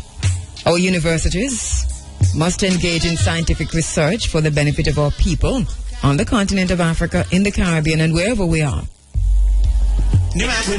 And not just buy into Monsanto-funded research, as we are in danger of doing right now with ganja.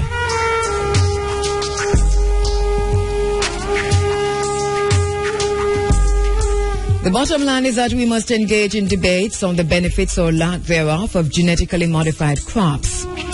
What they are, what they do, how might genetically modified organisms affect the human genome? What are the implications for human health? Are they likely to cause cancers, for example? What are the implications of human behavior? Are they likely to cause psychotic tendencies or personality disorders?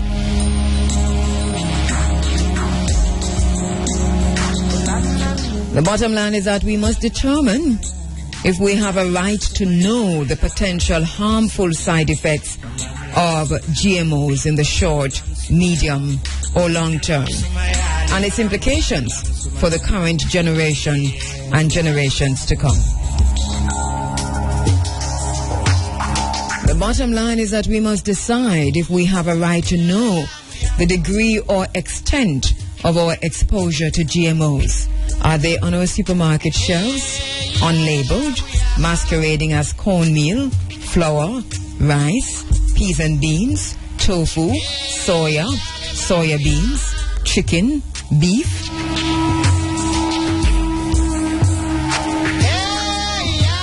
Are they being doled out to our farmers through our own Ministry of Agriculture? And if so, to what extent?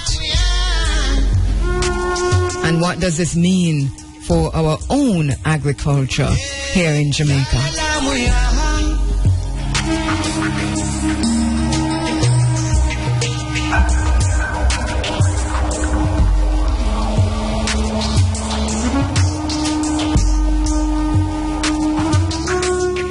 The bottom line is that whether we know now or not, we should be asking questions. Do we as citizens have a right to be informed of our exposure to these products? Or are we satisfied to allow our public officials to make these decisions on our behalf without our consent? Are we satisfied to remain totally ignorant about the type of food we are eating if it is affecting our health and our environment?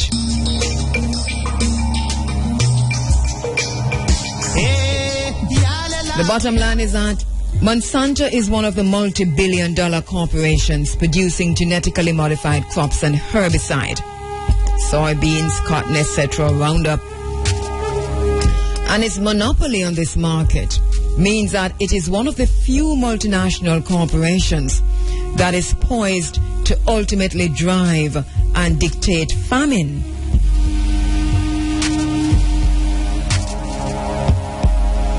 To determine the demographics in terms of starvation or plenty. And we are of the view that in some twisted way, we are already experiencing the impact of such political games in Africa, in Haiti, in Latin America, and some parts of Asia. The bottom line is that we must talk about regulation when it comes to food import. Ignorance is not bliss. What are the long-term benefits or harm of GMOs? What do we know, and how do we know it? In other words, have we been given this information by researchers funded by companies like Monsanto? Do we have independent knowledge of the implications or benefits of GMOs? What is the role of the Codex Alimentarius? These are questions we must ask ourselves. The bottom line is that until we do, we are in danger of food shortage by design and starvation by proxy. And that is why we ask you to come with us, join us on Saturday, May 23, in the March Against Monsanto and Genetically Modified Foods. In a march dubbed Eat What You Grow. Grow what we eat. 10 a.m. Saturday from Laughing Waters to the Oterius Clock with our placards as we stand in solidarity with millions of people around the world in one voice, in one accord, to protect our health, our future, our children, and ourselves. Join us on Saturday for the March Against Monsanto.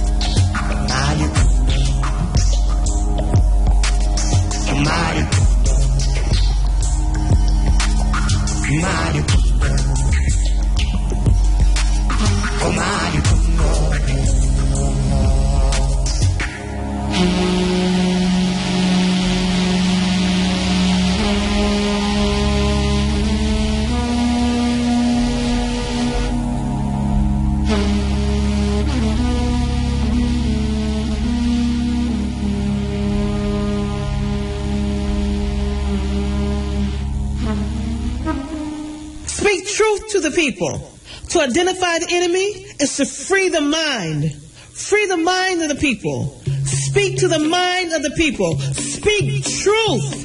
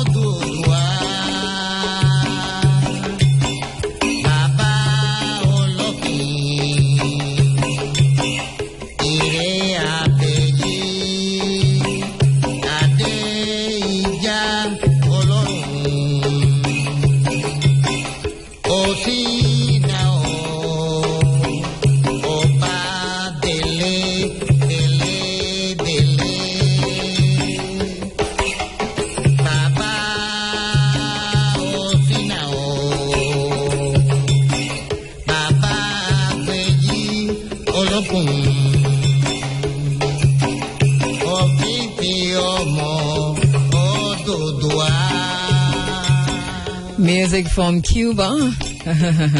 Africa in Cuba. You know, we stopped at Cuba because it is, I know, shocking to many that the African retention is as strong as it is. The Yoruba culture in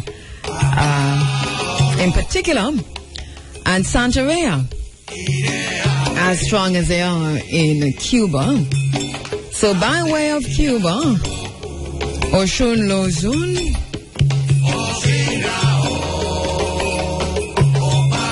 Afro-Cuban rhythms, African-Cuban rhythms.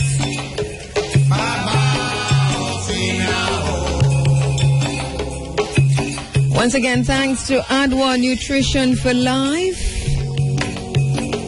Health Food Store, located at shop number 42 City Center Mall and shop number 2 Westgate Plaza, Montego Bay. Adwa Nutrition, let your food be your medicine and your medicine be your food. Remember now to check them out in Montego Bay. Rasmudata, good morning to you, my brother. Longing to eat some of your food. I'm not joking. I know we can escape the genetically modified food by eating at Adwa Nutrition for Life Health Food Store. This is what we say goodbye for today. Thank you so much for keeping company with me. I enjoyed it. I want to say thanks to my brother Kwame Pianke on leveraging China-Jamaica relations. Really great discussion there with Kwame. To IOV, whose concerns are mirrored right here, with the ganja industry in Jamaica. To my sister Tendai Fudel, Kimani Fudel, my brother Carlton Stewart, who spoke about the march against Monsanto.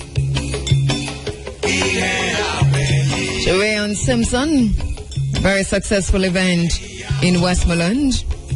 Nicosia Shakes, coordinator, memory, violence and performance in urban communities. To my broadcast assistant this morning, Shamara Preston. Thank you so much, Shamara.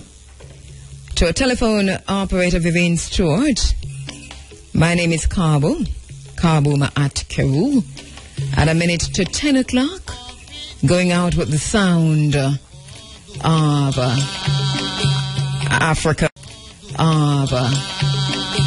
Africa in Cuba.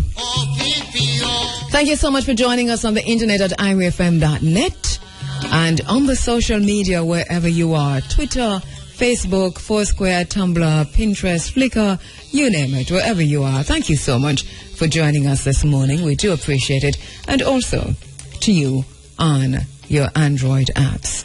See you next week. Walk good. Tell him other one howdy. And we'll see you on the 23rd. First of all, Saturday coming in at Laughing Waters. That is near to Roaring River. And then in the Otrias town at the clock. March against Monsanto. Take care.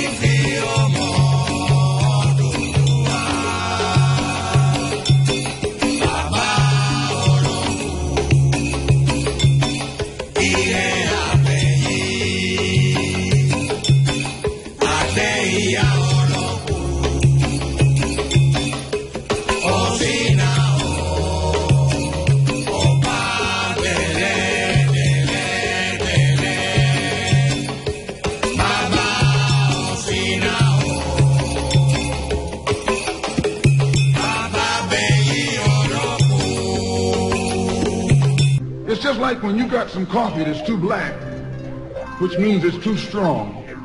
What you do, you integrate it with cream.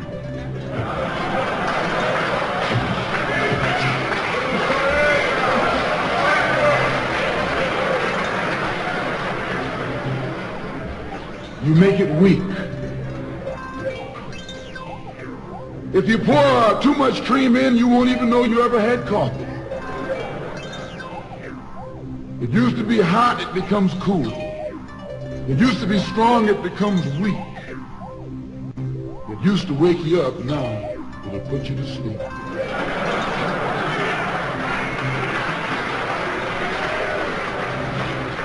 They joined it. They didn't integrate it, they infiltrated it. They joined it, became a part of it, took it over. And as they took it over, it lost its militancy. They ceased to be angry. They ceased to be hot. They ceased to be uncompromising. A circus. Nothing but a circus with clowns and all. And I saw it on television with clowns leading, white clowns and black clowns. I know you don't like what I'm saying, but I'm going to tell you anyway. No, it was a sellout. It was a takeover. They controlled it so tight, they told those Negroes what time to hit town, how to come, where to stop, what sign to carry, what song to sing, what speech they could make and what speech they couldn't make, and then told them to get out of town by sundown.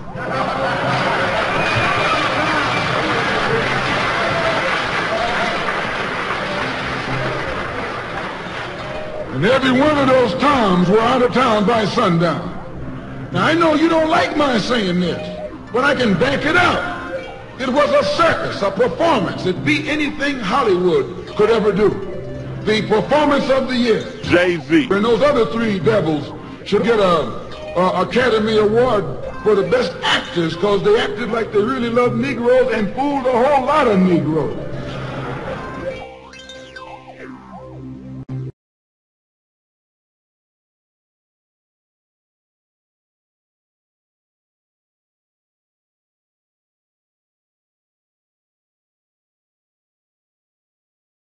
Anytime you throw your weight behind a political party that controls 2/3 of the government and that party can't keep the promise that it made to you during election time and you're dumb enough to walk around continuing to identify yourself with that party, you're not only a chump, but you're a traitor to your race.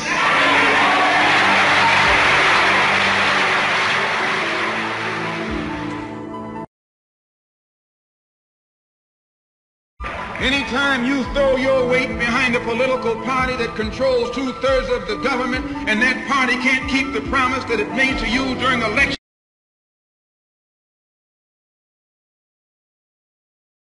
Anytime Anytime you throw your weight behind a political party that controls 2/3 of the government, and that party can't keep the promise that it made to you during election time, and you're dumb enough to walk around continuing to identify yourself with that party, you're not only a chump, but you're a traitor to your race.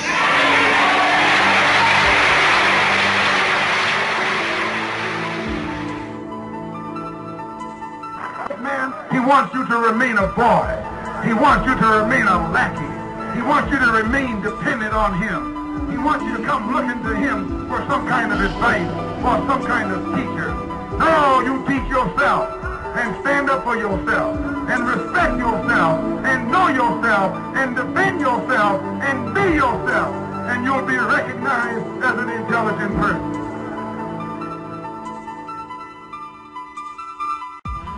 Whites can help us, but they can't join us. There can be no black-white unity until there is first some black unity. We cannot think of being acceptable to others until we have first proven acceptable to ourselves. Concerning nonviolence, it is criminal to teach a man not to defend himself when he is the constant victim of brutal attacks. There are problems in the community. Some of those examples of those problems are the vices that destroy the moral fiber in our community. Drunkenness, drug addiction, prostitution, organized crime that robs the Negro community of probably 90% of its economic potential and moral potential. Once you change your philosophy, you change your thought pattern. Once you change your thought pattern, you change your attitude. Once you change your attitude, it changes your behavior pattern. And then you go on into some action. As long as you got a sit-down philosophy, you'll have a sit-down thought pattern. And as long as you think that old sit-down thought, you'll be in some kind of sit-down action. They'll have you sitting in everywhere. It's not so good to refer to what you're going to do as a sit-in. Then right there, it castrates you. Right there, it brings you down. What goes with it? Think of the image of someone sitting. An old woman can sit. An old man can sit. A chump can sit. A coward can sit. Anything can sit. Well, you and I have been sitting long enough, and it's time today for us to start doing some standing and some fighting to back that up.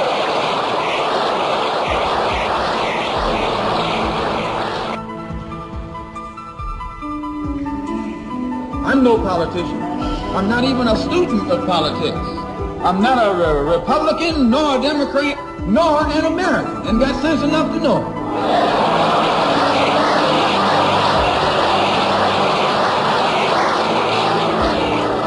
I'm one of the 22 million black victims of the Democrats. One of the 22 million black victims of the Republicans, and one of the 22 million black victims of Americanism.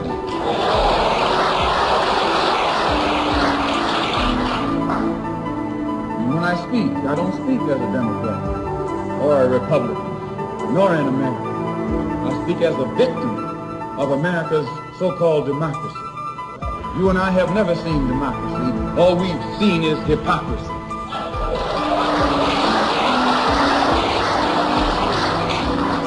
When we open our eyes today and look around America, we see America not through the eyes of someone who has enjoyed the fruits of Americanism. We see America through the eyes of someone who has been the victim of Americanism. We don't see any American dream. We've experienced only the American nightmare. We haven't benefited from America's democracy. We've only suffered from America's hypocrisy. And the generation that's coming up now can see it and are not afraid to say it. If you go to jail, so what? If you're black, you were born in jail.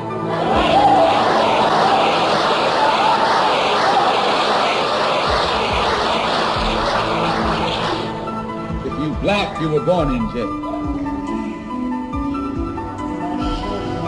Because I think you believe in the God who created the universe, and that's the one we believe in, the one who created the universe. The only difference being, you call him God, and we call him Allah. Jews call him Jehovah. If you could understand Hebrew, you'd probably call him Jehovah too.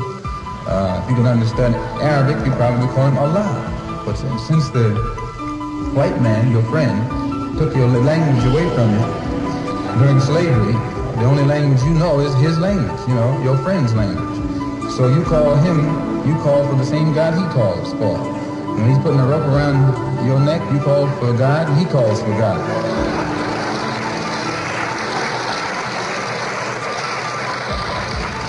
And you wonder why the one you call on never answers you.